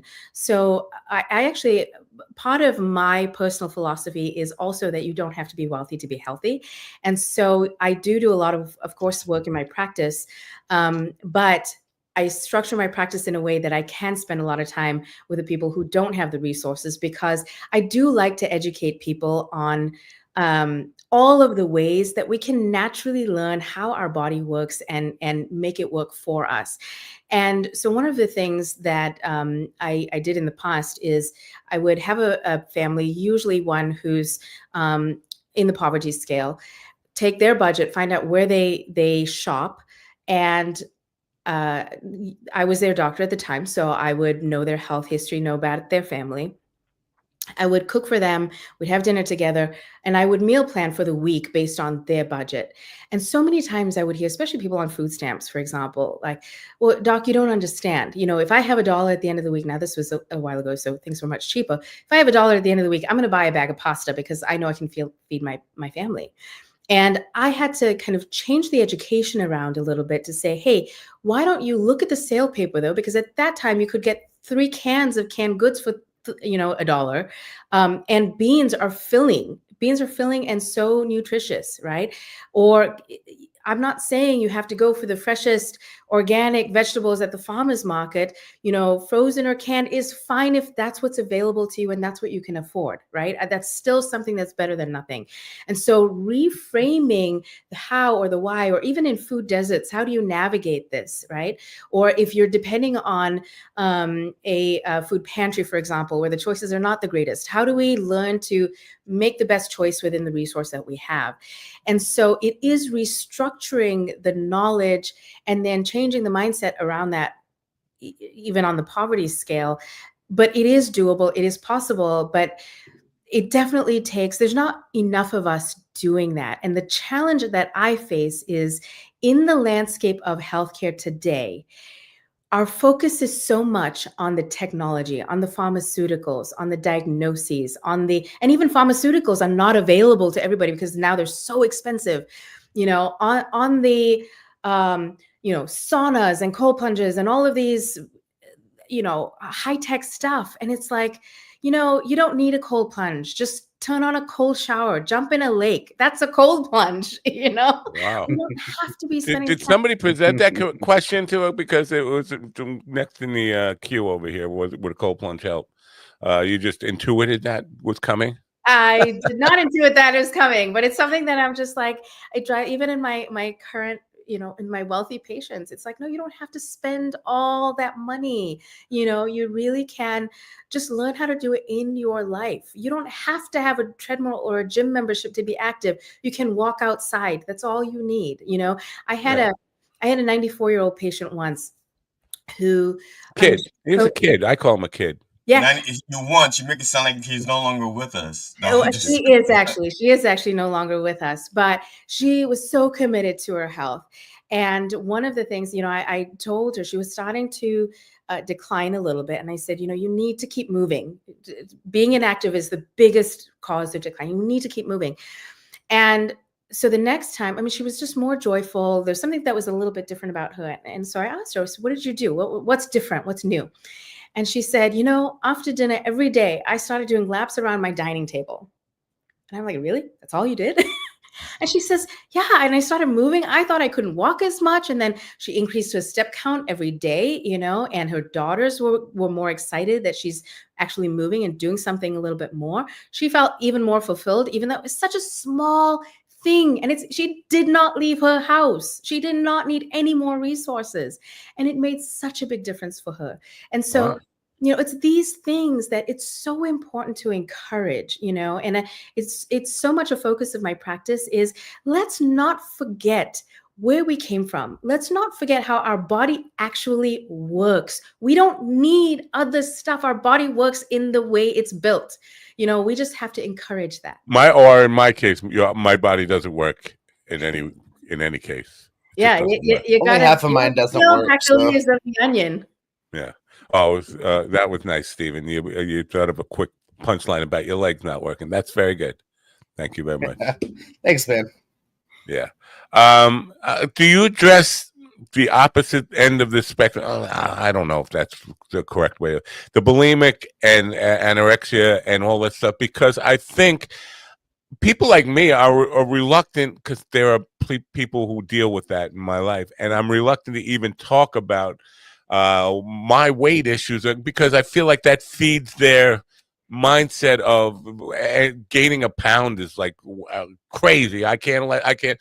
So how do we find balance in the discussions that we have about this and the mindset that we have as a culture about weight? How do we find balance where it's okay for me to talk about needing to lose a few pounds without thinking I'm going to send somebody off on a cutting streak or a purging streak or something like this? I think that's a fantastic question and a fantastic perspective, because it's not one that often people think about, but it's one that does come up actually a fair amount. And I do actually experience this a lot, especially in mothers who are struggling with their weight, but then have children, usually daughters, right, who are either bulimic or anorexic. And so there is that balance. And it's again, the conversation around it is the how we speak about it. So the underlying mindset, the underlying issues are actually almost the same, very similar. The expression is different, and even chemically, right? So even in the anorexic and the bulimic, yes, there is a psychological component, but there's also a health component to it. Same thing with the obesity side of the spectrum, right? So you do have to take it on a case by case basis, because it is a very sensitive topic, and different people have different ways of thinking about it. But when you think about, I struggle with my eating, whether it's I don't eat at all or I eat too much, right? It's still a struggle. And the struggle comes from someplace, right? Or, you do have to get a little bit deeper than the just, I need to lose weight and this is a problem, right? If you do want to engage in that conversation, if that's something that you want to get into, you have to, even as an individual, get to a deeper level so that you understand it's not the superficial. It's not about the excess pounds. It's not about what goes in my mouth. It's not about how I move, right? It's more about how does my body function and the psychology behind it. And then when you can get to that level and have the conversation from that perspective, there's a lot more similarities. And so it doesn't become an attack or you don't understand because, that's not what I'm dealing with. You want to find the common ground, because we all have, and the common ground may not have to do anything with the food or the psychology. It might, it's psychology a little bit, right? It might come down to fear. I'm afraid, and therefore this might be part of it. Judgment and guilt and comparing yourself to others at all times. Exactly. And I try to say this with everybody in the arts too, when they're down on themselves as far as progressing. Don't compare yourself to others. Compare yourself to you, where you started, and are you making exactly progress? Look at your gain. And this is true for somebody who has no weight issue whatsoever. They're perfectly fine. But we all deal with the same challenges, just in different forms, different stories. We all have our stories that lead to underlying things. And again, that's why in my book, it's all about my stories. I was never going to publish this book. My mentor told me to write this for myself because he felt it would be beneficial for me and enhance my, who I am as a physician. And he said, I think you should publish it, but I'm not going to tell you to do that. And when I opened up a little bit, I am very open with my patients. I share my stories with them anyway. My patients were the one that said, no, you absolutely should. And when it became a bestseller, because I do not consider myself, like, English was my worst subject in school. My son was like, what do you mean? You wrote a book, but it's not my strong suit. But my patients were the ones that encouraged me. And when it became a bestseller, and when people tell me the impact it has, it's so humbling to me, because it really is my story. There's nothing more to it. And I grew up in apartheid South Africa, not, with zero expectation of being where I am today. And to your point, it's remembering where I came from and where I am at now. Now, I do have aspirations to go further, but remembering that value is huge. Even in maintaining, the most difficult, people think losing weight or even gaining weight, for those who struggle to gain weight, is the most difficult part. That's actually the easier part. It's maintaining that is so hard. And even reminding myself, and that's the reason why I do keep my photo close by, because reminding myself of where I came from. Even my close friends and family were like, you were never that big. And then I showed them the picture and they were like, oh, yeah. Okay. Because when it becomes the norm, you forget. Yeah. No, I think one of the things that perked my ears up as I was reading your own intro there is about age management. And this is so tricky for me to understand. He needs that. Yeah, I absolutely need age management, but where it relates to weight, because I feel like I'm getting skinnier as I get old without actually doing anything to get skinny. My pants start falling off me, where I need a belt to keep my. I think your pants are just trying to get away from you, but that's. But I'm. That's a whole other conversation. Back to the conversation about individuality and every individual being different. Is there a normal aging with relationship to weight? Are you supposed to lose weight as you get older? Are you supposed to gain weight as you go? Is there a norm? So first of all, I will give you my personal opinion. I hate the term age management. I just put it there because it's what's used in the industry. The other thing I hate is also. What would you call it? What would you call it instead, though, if it was up to you? Prepared to die. Oh, I'm sorry. I mean, for me, it's about healthful living, right? It is really about healthful living, because even the idea of, is this normal as we age? To me, there's no such thing as normal as we age, because you see there are people who are 100 years old who age very differently than somebody who's 60 years old and on their deathbed. Well, I just turned 22. How do I look? 29. I was gonna say 29. He's on his 33rd anniversary of 22. I think it's the hair. I thought because of hair you were edging to 30. That's but anyway. So for me, it's about how you optimizing the way your body functions to age healthfully. So in my practice, I call my group of patients the 100 Club. We are a community that is bonded together by the idea of not just optimizing health, but personal growth and development, and doing it together, and emphasizing the Blue Zone principles, which are purposeful living, giving to others, service to others, movement and healthful eating, all of that kind of stuff. But going back to the original question, right? So it is common for people to lose muscle mass.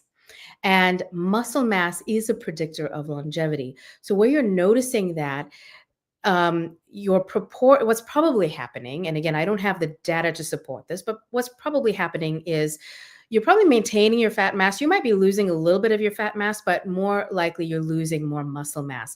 So you need to, the emphasis on your diet, on your movement, on any supplements that you're taking should be focused on muscle building. Now, there's a little bit of a misconception, because the idea of what about cardiovascular health, and we should be looking at, for heart health, working on cardio fitness. Cardio fitness is important, don't get me wrong, but really from long-term gains and to even help your heart work a little bit better, to reduce the strain on your blood vessels and your heart function, building the muscle mass, and that helps to improve your metabolism as well, is what will help your body function better. It improves stability, it reduces the risk of osteoporosis and falls. But the other thing that may be happening for you, just speculation, I might be wrong, but you're probably going through hormonal shifts. We so commonly talk about the perimenopausal and menopausal hormonal shifts for women. We very rarely talk about the hormonal shifts for men. But that is also something that you may have experienced a little bit of a testosterone. I'm finding I have my periods a few months Menopause. apart now. When they used to be every month on a regular basis, I have my periods every 6 months now. Well, you're probably having menopause now. It's true, or andropause is actually there. Those are terms that are thrown around kind of colloquially, but it's true, right? So as a result, that's another reason why it becomes difficult to hold on to muscle mass and may build a little more fat mass. Just to be clear, Stephen wasn't even considered for the worst comedy special ever. He wasn't even considered. So, so when you talk about makes me muscle upset. mass, I wasn't even in the running. When you talk about muscle mass, are you strictly talking about voluntary muscles, or just like, because I think like 3 different types of muscle: smooth muscles and skeletal muscles and cardiac muscles? Is this all of them, or All is muscle? All muscle. What about gender? Gender as it relates to this is like when it comes to muscle mass, we are on a I don't know, an obsession with testosterone. Low T, you're older, you got to take testosterone, all that kind of stuff. Those issues between female and male as it relates to weight management. It does affect all genders. I would say, and I'm going to put a disclaimer here. I'm a woman, so maybe there's a little bit of a bias here. I don't know. But I do feel like clinically, it's a little bit more difficult for women. And I think part of that is because there's more hormones to have to balance. It is more difficult to balance a woman's hormones than a man's hormones. But I believe as women, it's a little bit more difficult to get to that balance, but it's not impossible. I have plenty of women in my practice that, really thrive once we get everything right, right? It's all about figuring out that balance, getting it right. And once it's all, I always tell my patients, I want them to learn how their body works. I want them to learn what's good for them so that hopefully they don't become dependent on me, that they can be comfortable and say, I don't need you anymore, Dr. Naidu. And when I do, I'll come back, So it's once we get it right, it's totally possible and doable. But I think it takes a little more finesse with a female. Yeah. All right. I didn't say it, so send the hate mail to her. But I can help. I can fix it. Or the love email, send that to her too. I mean, whatever you feel. But now the other part of I know, again, coming back to respecting your take on individuality, which I completely agree with, that everybody is an individual. We are in a time where, with respect to diets, people come out with these all-inclusive or all-exclusive diets. You're a vegan, you're a carnivore, and just eat meat, those kind of things. And I'm thinking, individually aside, all of those things are bad for people. If you just think that you can just survive on pure vegan diet or a pure all meat diet, you're probably not doing well for your whatever individual you are.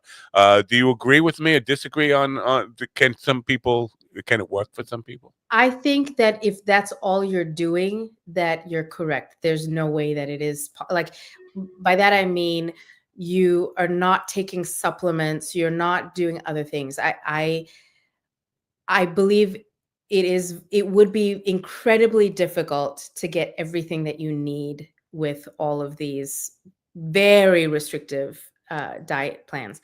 Definitely for a short term, it's possible, but long term, not sustainable. But that being said, you can. So let's say, for example, carnivore is probably the easiest one to demonstrate this point, right? With meat, although there's a lot of nutrients in meat, there's a lot of micronutrients that are missing. Now you can supplement those, right? You can take supplements for that and get that balance that you're missing in the diet, and then metabolically it can probably be helpful for you. But if you're just purely doing that and not doing other things, then you're likely missing on some of the things that the body needs to function.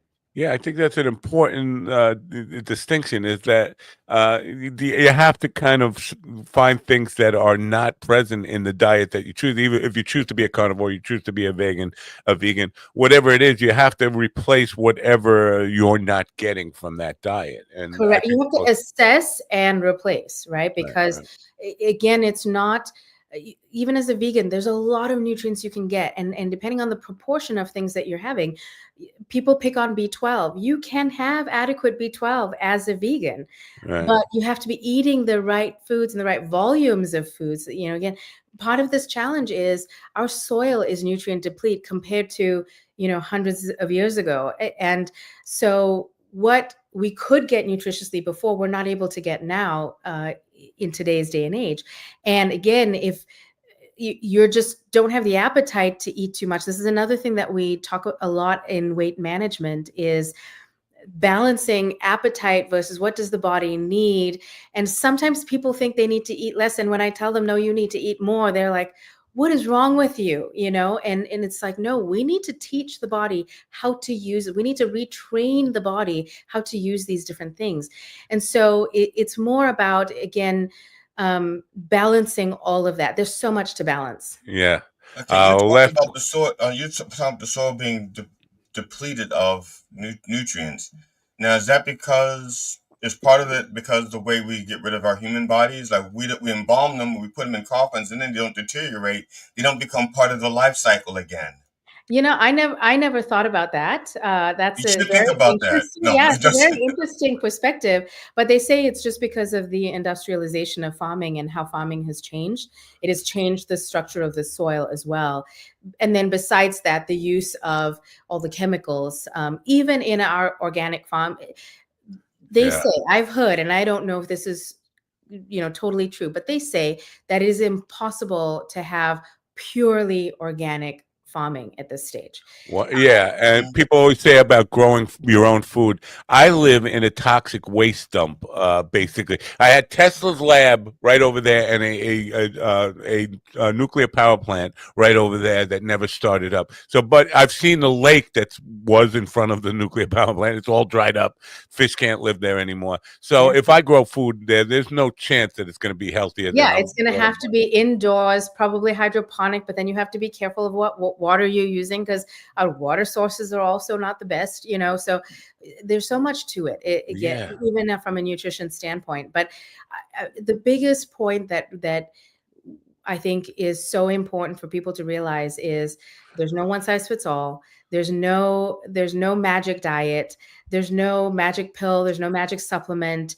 Semaglutide, Ozempic, Wegovy, like all of these, tirzepatide. These medications are fantastic. I as an obesity medicine physician and one who is more holistically minded, I still believe these are great medicines on the market, but I believe that they're overused and they're improperly used. And when used properly, it can be an amazing tool for people to really learn how to take care of themselves. A couple more questions, and I will put you out of your misery and let you off this program. No, I'm having a great time. I love this. Because I have a lot of experience with AA. And people who once they become in AA and buy into the program, they can never have a drink again. Can you have a Kit Kat bar? Absolutely. I have one in my pantry right now. Very cool. I mean, that's an important thing to not enslave yourself to this mindset that I'm powerless over what I do and make my own decisions for my own health. Exactly. And that's exactly why I do take people on the journey that I do, because my goal with all of my patients is that they have freedom around their life, not just around food, around their life. And so, like I said, we do get into the weeds of how does each thing affect, the next thing. So I'll share a personal example. I know if I drink a glass of wine, the scale is up a half a pound tomorrow morning. I know that.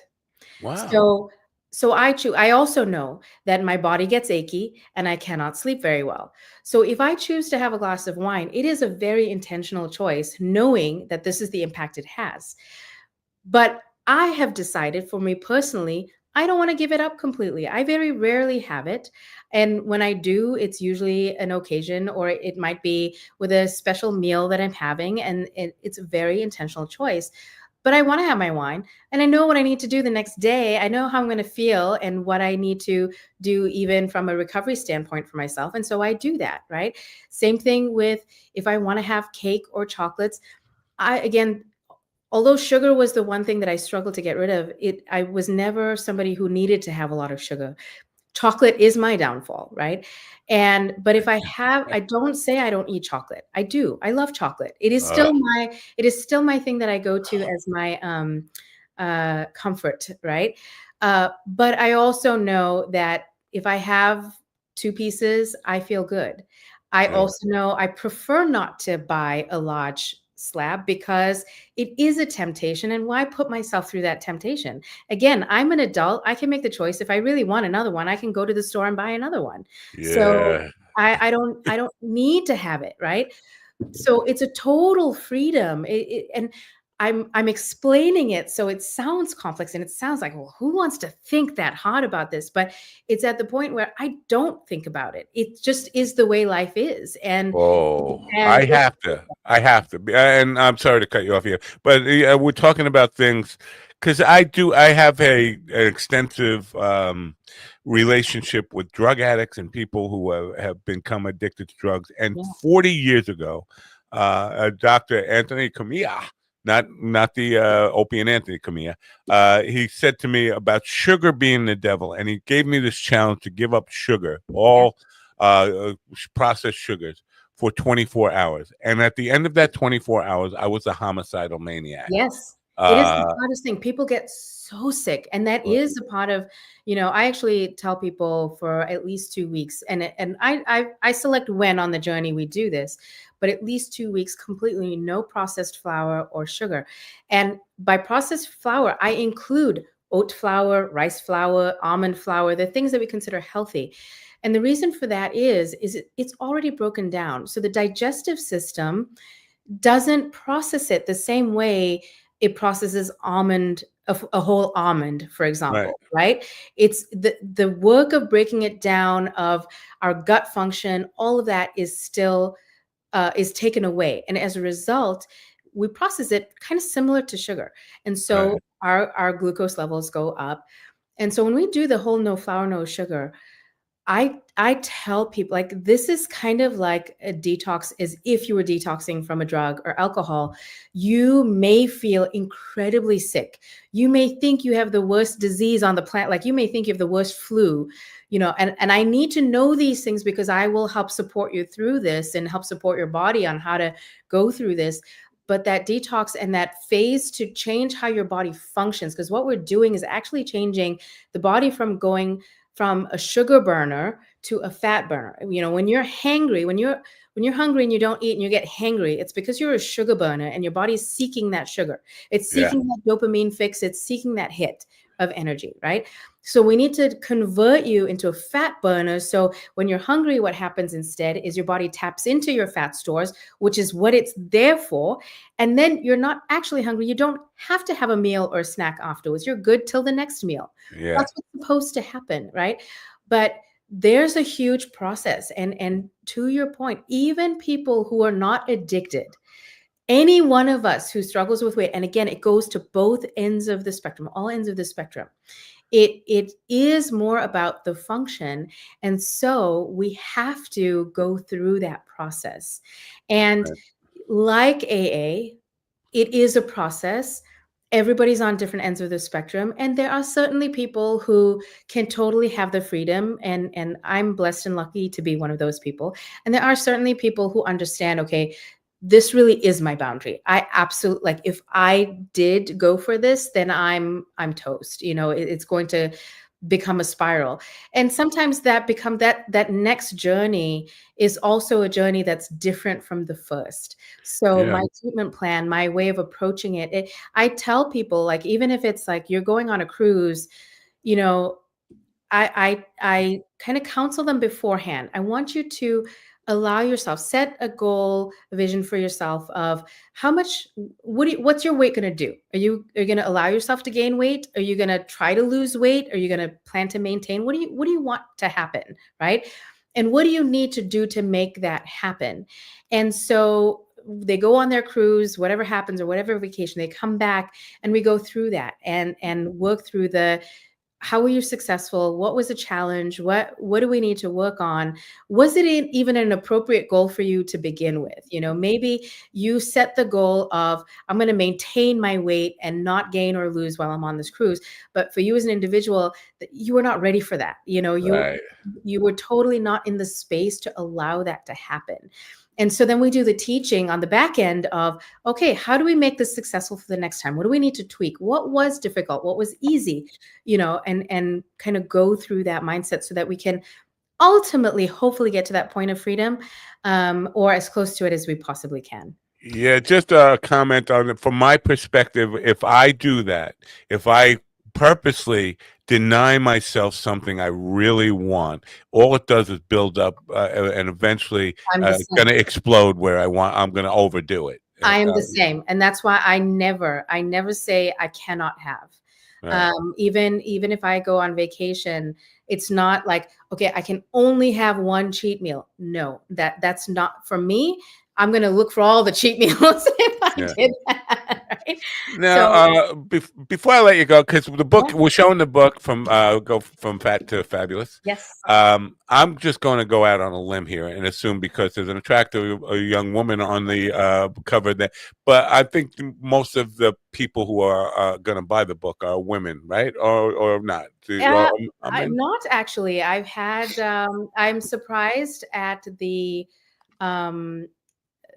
number of males that have come to me and said that they've read the book and actually really enjoyed the book. Wow. And again, it's really not gender specific. It is really my story. And again, many men have resonated with it in different ways, obviously not the specifics, but in many different aspects. And so, yeah, it is for everybody. It is not a self-help, how do you lose weight? It's more of a get you thinking about your own life, your own stories. There's a little bit of humor in there. I like to be funny. That's another thing that I've kind of hidden in the closet. And so when people read the book, they're like, where did this come from? And I'm like, it's me. It's me in a book. It's as far as choosing a physician to consult with, that can be a difficult choice too, because when we live in a time where everything is polarized, we have so many different opinions. Oh, they're wrong, I'm right, and that kind of stuff. Do you have any advice for how to go about making sure you choose the right physician for you? And I think, again, fantastic question. A lot of people think they don't have a choice, first of all. So it is important to understand you do have a choice. It is your choice, and you should select a physician for you. It's not necessarily about who has all the credentials, who has all the certificates, or who's the most highly praised person. Somebody may be fantastic for one human being and the worst person for another. So it's who's right for you. My suggestion would be actually meet your physician, have a conversation. Is it somebody that's willing to listen? Because a lot of times, a lot of doctors have the idea of, I know what's best, or I know and you don't. I'm the doctor, you're the patient. You need to have somebody who's willing to listen. I encourage patients, all patients, my patients, and everybody on this planet, self-educate and self-advocate. So nobody knows your body better than you do. Me as a doctor, I only know what you tell me, right? I think Ron Kane. Sorry. Yeah, and with I can only do what I can with that information. So if you can be open and honest and advocate for yourself, and you have a physician who's willing to listen and work with you on the other side, that's what's the most important thing. And they're willing to either educate themselves or willing to send you to the right person who has that education is what's most important. So I've been very fortunate in that regard because I like my doctor, but when I had to replace my doctor when he retired, I auditioned doctors. I made phone calls and I talked to them, and but my wife didn't do that. My wife just took the next one. Her doctor retired. She took the next one. They said, "Well, we're sending you to Doctor So and So," and she complained. She goes, "He's a terrible doctor." I said, "He may be a good doctor, he may just be bad for you." Correct. And I also believe that women doctors are better than male doctors as a group, because I think women listen better than men. Hate mail to gdfenderson@gmail.com. There you go. But also because women have to, if you're a woman having the same credentials as a guy, as a general rule of thumb, she had to work twice as hard, a lot harder than that guy just to get the same credentials. And so they appreciate the extra work, and they appreciate also being taken seriously. My stand-up joke. But what if? Yeah, interrupt me while I'm about to. I'm sorry, Doc. Go ahead. Sorry. I apologize. Sorry, I was taking forever. Sorry. In my stand-up routine, I said, a female doctor wants to be appreciated for the A's on her exam and not the C's on her chest. That's what? Don't look at me like that, Matt. It's a true story. It is true. It is true. Thank you. So, and I will go out on a limb and say, I probably shouldn't. I'm going to say it anyway because I don't censor myself. But I've had many people tell me, especially on this journey, that as a woman, I should use every asset that I have in my market. Wow. Yes. Oh, that's a shame. It's I hear it at least every week. Wow. My wife, I was in the emergency room for a head injury, and that's not surprising at all. And my wife, not even a little bit. And when the doctor came in to see me, my wife says, "Who are you?" And she goes, "I'm the physician. I'm the physician." And my wife says, No, you're not. You're too hot to be a doctor. Ooh. And I said All to my right. wife, and I had to say Before to my things wife, get out of hand here. no, she's just hot enough. let her All right. work on my head. She's just hot enough. Now, the phrase that pays is not about turning on your radio. It's you got to buy the book. You got to buy the book. It's for Fat to Fabulous, and it's available at lesanta.com. Thank you. The book is available on Amazon.com. Oh, okay. But there's a link to it from lesanta.com. There is. And they can find out all about you and why they should listen to you and understand what you do. Appreciate you being on here. Very valuable information. I hope people will take some value from it and think about the things that were said here, because I think there's a lot of truth that was said here today about the conditions that we put on ourselves as far as the way we look at weight. And body image and all that kind of stuff. So thank you very much. It's very valuable. This was a great conversation. Thank you so much for having me. And I always like to remind people that real wealth is true health, right? If you have no wealth, if you have no health. All right. That's a good way to look at things. I'm sorry. Matt probably meant to ask you this, but he forgot. I'm going to ask you this on behalf of Matt. If you have a patient you know is a really bad person, are you obligated to save them? He's talking about Rudy Giuliani. No. I know. When you say I meant to ask that, he's thinking that I meant to ask you about Rudy Giuliani. I'm not being judgmental. I'm just saying. No, I am. I'm putting it all on me. Yeah, I understand you're phrasing the question that you thought I would have asked, and I probably didn't mean to ask that. But because I have some information on Rudy as being a very bad person. I will answer your. I take care of every individual as the individual that's placed in front of me. What they do, what they say in their own personal lives, what they engage in, that's on them, right? Okay. That's I don't judge people for those things, and we can have another conversation. I'm happy to chat with you about my meeting with you. Have to come back. You have to come back because my question I'm happy to come back. This is fun. Okay. My question is, as far as like malpractice insurance goes, don't you get a break if the person that slips away isn't a good person? You know, don't you go like, oh, we won't miss them anyway, so there's no problem. I wish. Oh, that's a whole other. That's a great show. Every one of my patients are good people in my mind. Again, what they do, that's all. So you really took he's that. Not my patient anyway. So you took that oath to heart, and I appreciate that. I think more doctors should, because I think the industry, the medical care industry, is burning out a lot of doctors, and they're losing empathy. They're losing their ability to feel empathy because they're just overwhelmed with too much. And also they're underappreciated because you think they have people, the government have placed people like Robert Kennedy Jr. and Dr. Oz in places to oversee our health when they themselves are like the worst health advocates. And I think that demeans the health profession when they do that. You know, I met with somebody the other night, and he gave me some very valuable feedback. And he's a patient from my former practice. He's not a current patient of mine. But he said to me, he says, you have such a pure vision and you really do a fantastic job in what you do. But the thing that I want you to always remember is don't lose sight of that. Don't get sidetracked by all of the noise that comes in. And I shared with him some of the people that I've met and the feedback that I've gotten. And he says, well, don't become sellouts like some of those people that you've met. And I thought to myself, I mean, I think about that every day, but it was valuable to hear from somebody else also, you know, that reminder of your vision is pure, and it's so important to maintain that. And for me, who I am as a physician is who I am as a person. I cannot separate Dr. Lesanta and Lesanta. There's no separation, which is why my business is integrated into my community. My family is integrated into my business. It's, you know, what I do in the community outside of business is about health and wellness and medicine. And it's so important to me.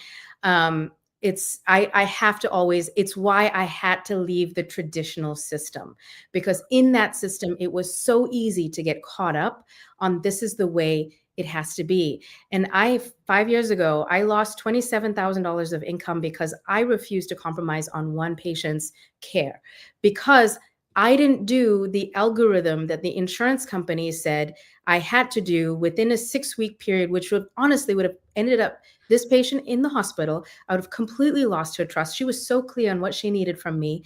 And I would have lost that trust. And I stood my ground and said, this is what is in the best interest of my patient. And as a result, $27,000 of my personal income gone. When I talked to all of my colleagues about it, and I said, what would you guys have done in this situation? One colleague said, well, I have 3 kids in private school, $1 million home, and 2 car payments, so I can't afford to do that. And then the other one says, well, I just do what I'm told. You know, and at that point is when I decided this is not a system that I can be a part of. This is not why I decided to become a doctor. It's not how I believe healthcare should be. And I'm out. Well, if you would love to come back at some point in the future and talk about that issue, because I think that is a big issue within the medical industry, and I think battling with your conscience and it's a tough decision to make when you're talking about changing your financial status because of principles. It's a very difficult choice to make, and I think it's a whole other program. I just had one final question. Since laughter is the best medicine, am I considered a medical practitioner?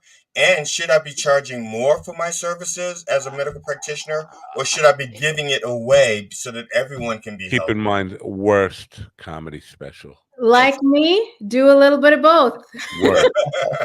Yeah. Well, thank you very much. Have a great day. I will abuse him without you here because you don't want to witness this. You might think you might need to do an intervention and try to save his life. But thank you very much. This is Appreciate fun. it. Bye. Have a great day. You too. Bye. So I decided that I'm no longer have. Ooh, Dante's. Hold on. Dante's watching. Hi, Dante.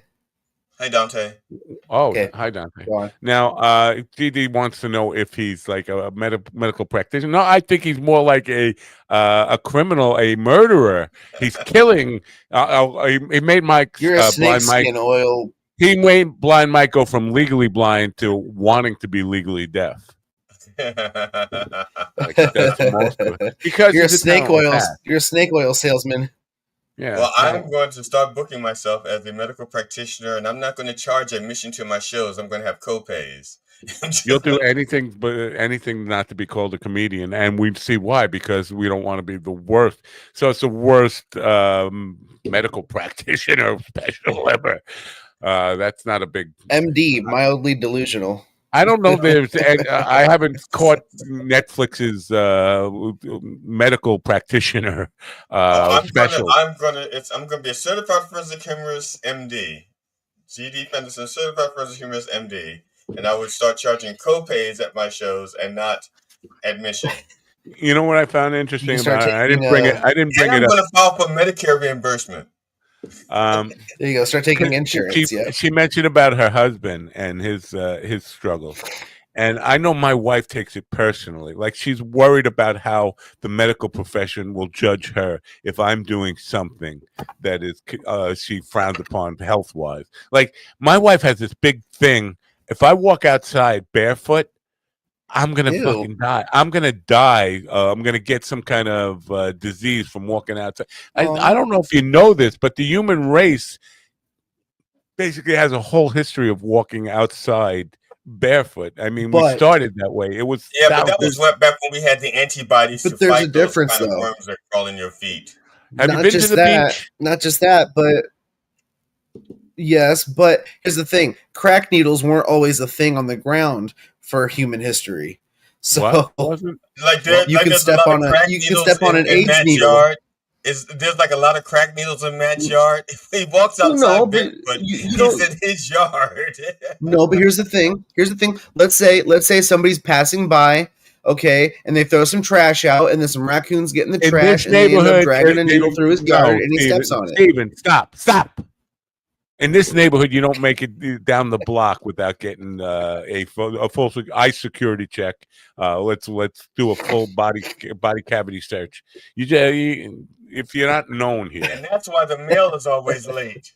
That is why the mail's like the mailman is getting a cavity search at every house constantly, without a doubt. So no, and that's why they have such a high turnover rate at the postal office. It's like I'm not. And I don't mean it to sound like I'm in an elitist neighborhood, but there's a lot of fucking rules here. Like I can't park on my own grass. Well, like if you have an HOA.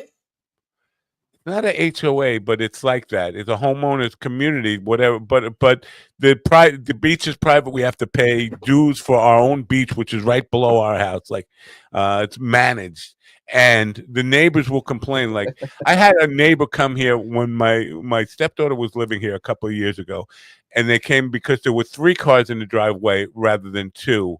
You must have a tenant living here illegally. No, this is a family member. What business of it is your? They're counting the cars in the driveway and making complaints, and then going to the town and trying. Like, what the fuck, man? There's no privacy here at all, or there's no like respect for how your own family. Matt, if you don't want to answer this, Matt, then tell me it's none of Steven's business.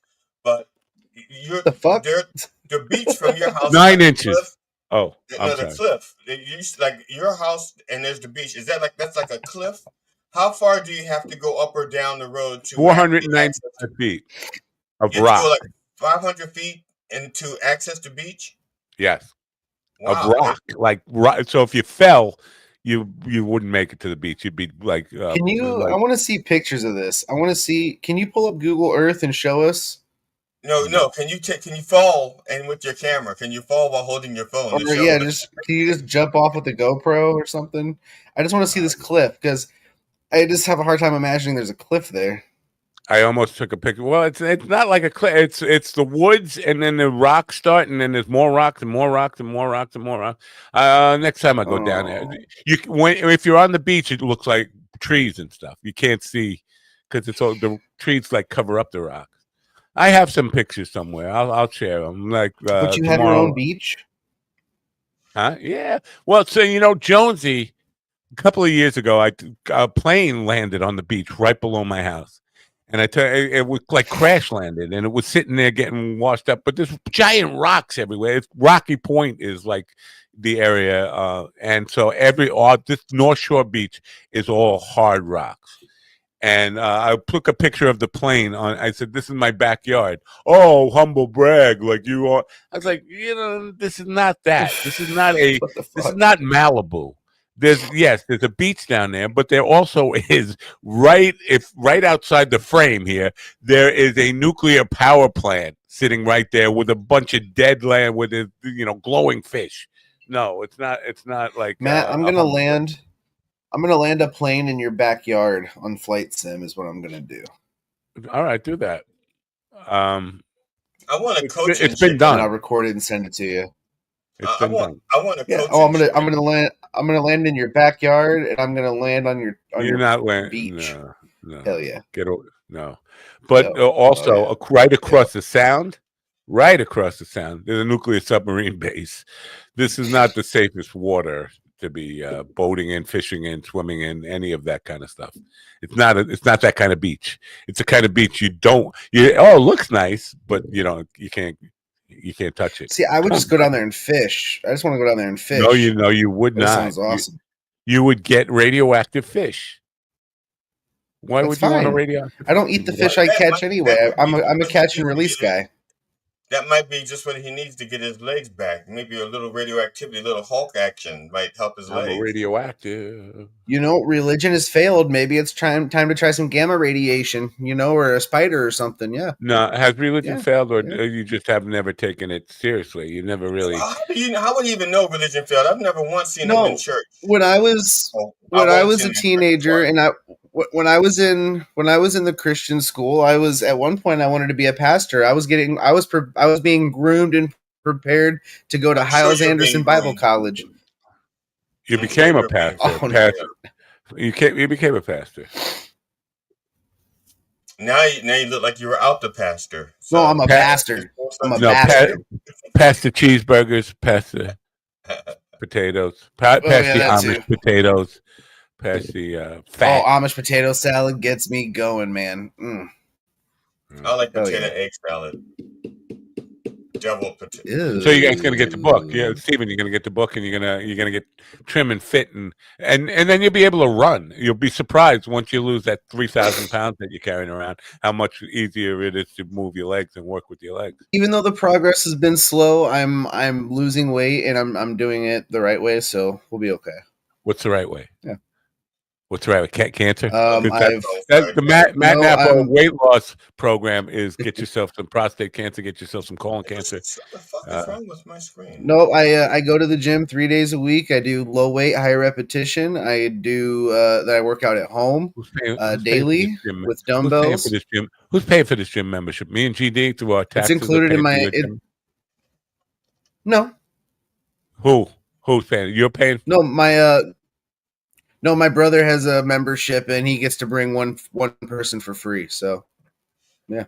His brother is turning out to be like his AI girlfriend. You got an AI brother too? Is that what the deal? Because you talk about your brother, we never see any evidence of a real brother.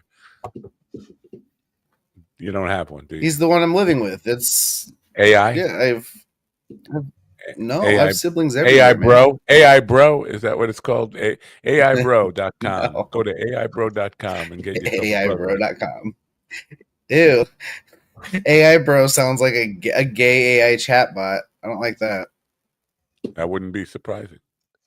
GD's holding up his award. Now you missed No, because I realized I have there's a selection thing on my screen that says I have a green screen. I don't have a green screen, and I noticed my arm disappeared when it shouldn't have disappeared. It's because I didn't tell my computer that I had a green screen. So I was just fixing. Now you're fuzzy. Then I was testing this to see if this disappears, but it still does, right? Yeah, it still disappears. All right. I just want to say, coming back to the beginning of the show, your acceptance speech needs some work. I mean, it didn't seem emotional enough to me. It didn't seem like I heard I didn't miss much. He forgot to thank the people who got him. I had to remind him to thank the little people. Wow, disrespectful. Well, I was caught off guard in the moment, and I mean, how many of acceptance speeches have you seen where a person just botches it and they wind up doing an apology tour for the acceptance speech? You know, they go on all the shows and says like, "I'm really sorry, I the forgot guy to that thank plays my wife." Thanos. The guy that plays Thanos, he fucked up his acceptance speech and ruined his career for a little while. All right, I don't know who the guy is. And I don't know how he ruined his career. He came back as Cable, and he's probably going to be Thanos again. No, he ended up having to do a bunch of. I watched a video about it. He went up and did this acceptance speech and started dropping the F-bomb and everything else, and then he ended up doing Brolin, Josh Brolin. He is Josh Brolin. Josh Brolin. Yep. The son of the other Brolin that used to be in one of those shows, like Dr. Welby, Marcus Welby, MD. That's what he was. Josh, who was the father's name? Somebody, John. That's something I can't remember. Brolin. Boy, my cheeks are Josh swollen. Brolin. Who's the father's name? It doesn't matter. Doesn't matter. I think that guy didn't he have like he was married to Barbara Streisand, right? The father, or I think so. Brolin on the river. Josh Brolin's not related to them. That was a weird combo. Josh Brolin's father and Barbara Streisand. It's now Barbara Streisand. Calling Josh Brolin's father because Josh Brolin came from a broken family. No. His father was an actor. He looked just like him. Yes. Yeah, he was the guest star. Marcus Welby, MD. Let me see. Marcus Welby, MD. We're overtime, but that's fine. Oh, I guess you're right. Holy shit, James Brolin, fucking good. James Brolin, yeah, Ew. James. I knew it was a J. I thought it was a J. I just couldn't remember what J it was. Yeah. So anyway, now I forgot what I was going to say. That's fine. Nobody fucking cares. Nobody cares. Barbara Streisand's got a single coming. If this doesn't blow your mind, nothing will. A duet. Barbara Streisand. Who's she doing a duet with? Think of, I know I just said it would blow your mind. Who do you think she's doing a duet with? Miley Cyrus. Hootie and the Blowfish. But somebody Hootie copied off of and admired and was Darius Rucker. No, that's Hootie. Well, yeah, I know that's Hootie. Yeah. Who was his main inspiration in songwriting and life and everything? Elvis Presley. Bob Dylan. Oh, okay. Barbara Streisand, Miss Operatic Vibrato, Miss Yenta voice. Trained vocalist. And Bob Dylan, like a Rolling Stone. Well, it's like it's kind of like what was that Live Aid, not Live Aid, We Are the World album. We had all these different vocalists working together. Stevie Wonder had to teach him how to sing like Bob. Had to teach Bob Dylan how to sing like Bob Dylan. But if you remember, Lay Lady Lay, that was when Lay Lady Lay, when Bob Dylan came out to try to be a real singer. Lay Lady Lay. Lay upon the big blah, blah, blah. Right? Yeah. All right. Now that I've ruined everything. You got to buy the book. I like the part where he talks about when I tie you up against the bedpost. I like that part of the song. I think that's every morning there's a halo hanging from the corner of my girlfriend's 4-post bed. Ew. Sugar Ray. But by halo, he means handcuffs. That's what I know. That's what. Did you guys know? Did you guys know that James Hetfield got a tattoo with using Lemmy's ashes? That's gross. Who? Oh, wow. That's not James gross. Hetfield of Metallica. I don't know who James Hetfield is. He's the guy who spits on people in the front row of people who pay to see him, and he spits on them. Okay, that could also be Sid Vicious. And sweats on him. That could have been Sid Vicious. That could have been like almost anybody in almost Lead singer of Metallica. I don't even know what that means. Never heard of Metallica? I've heard of it. It's a disease. Wow. It's a disease that you get when you go walking barefoot. I refuse to believe GD doesn't know who Metallica is. That's not. No, it's a real disease. life. Actually, I don't know. I know it's a band. I don't know what they look like. So you can show me like any 12 white guys. Yeah, in a they're band, all and white. I wouldn't know you know what? One of the guitar players, whatever his name is, James. He's not so white. He's kind of in between white and black. Somewhere. He's a mutt. I wouldn't know. I wouldn't know the members of Metallica from the members of Slash or whatever. No, what Slash is? What does I played a show with them. Oh my god! I don't think I've ever said this in public before. I played a show with Metallica once at the Rio Theater in Valley Stream, Long Island. This would be like 81, 82 or something. They were not well known. They were not. They were trying to. But the opening act for the show, it was the opening act and us, and then Metallica. The opening act was John Stamos, but he wasn't John Stamos. Nobody knew him as that. He was on General Hospital, and he was like Blackie from General Hospital. That's what they call me. They call me Blackie. But that's when I go to the gym. Why? I don't understand. No, that's not what they call you, GD. That's just what they call you when you're in the room. Well, I don't understand. Where did you get that nickname from? Because it doesn't seem to make any sense. Because I always wear the shirt. Oh, because you like the shirt is black. That's why that's why they call me Blackie. I always wear the black shirt. Yeah, I'm not. But it's not always wear the black shirt. Sometimes I.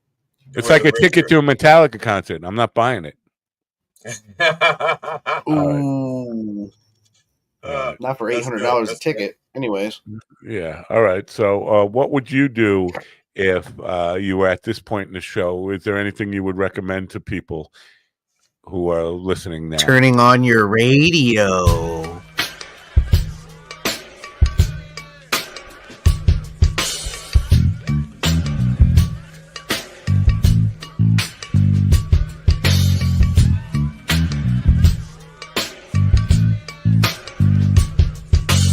Coming for you!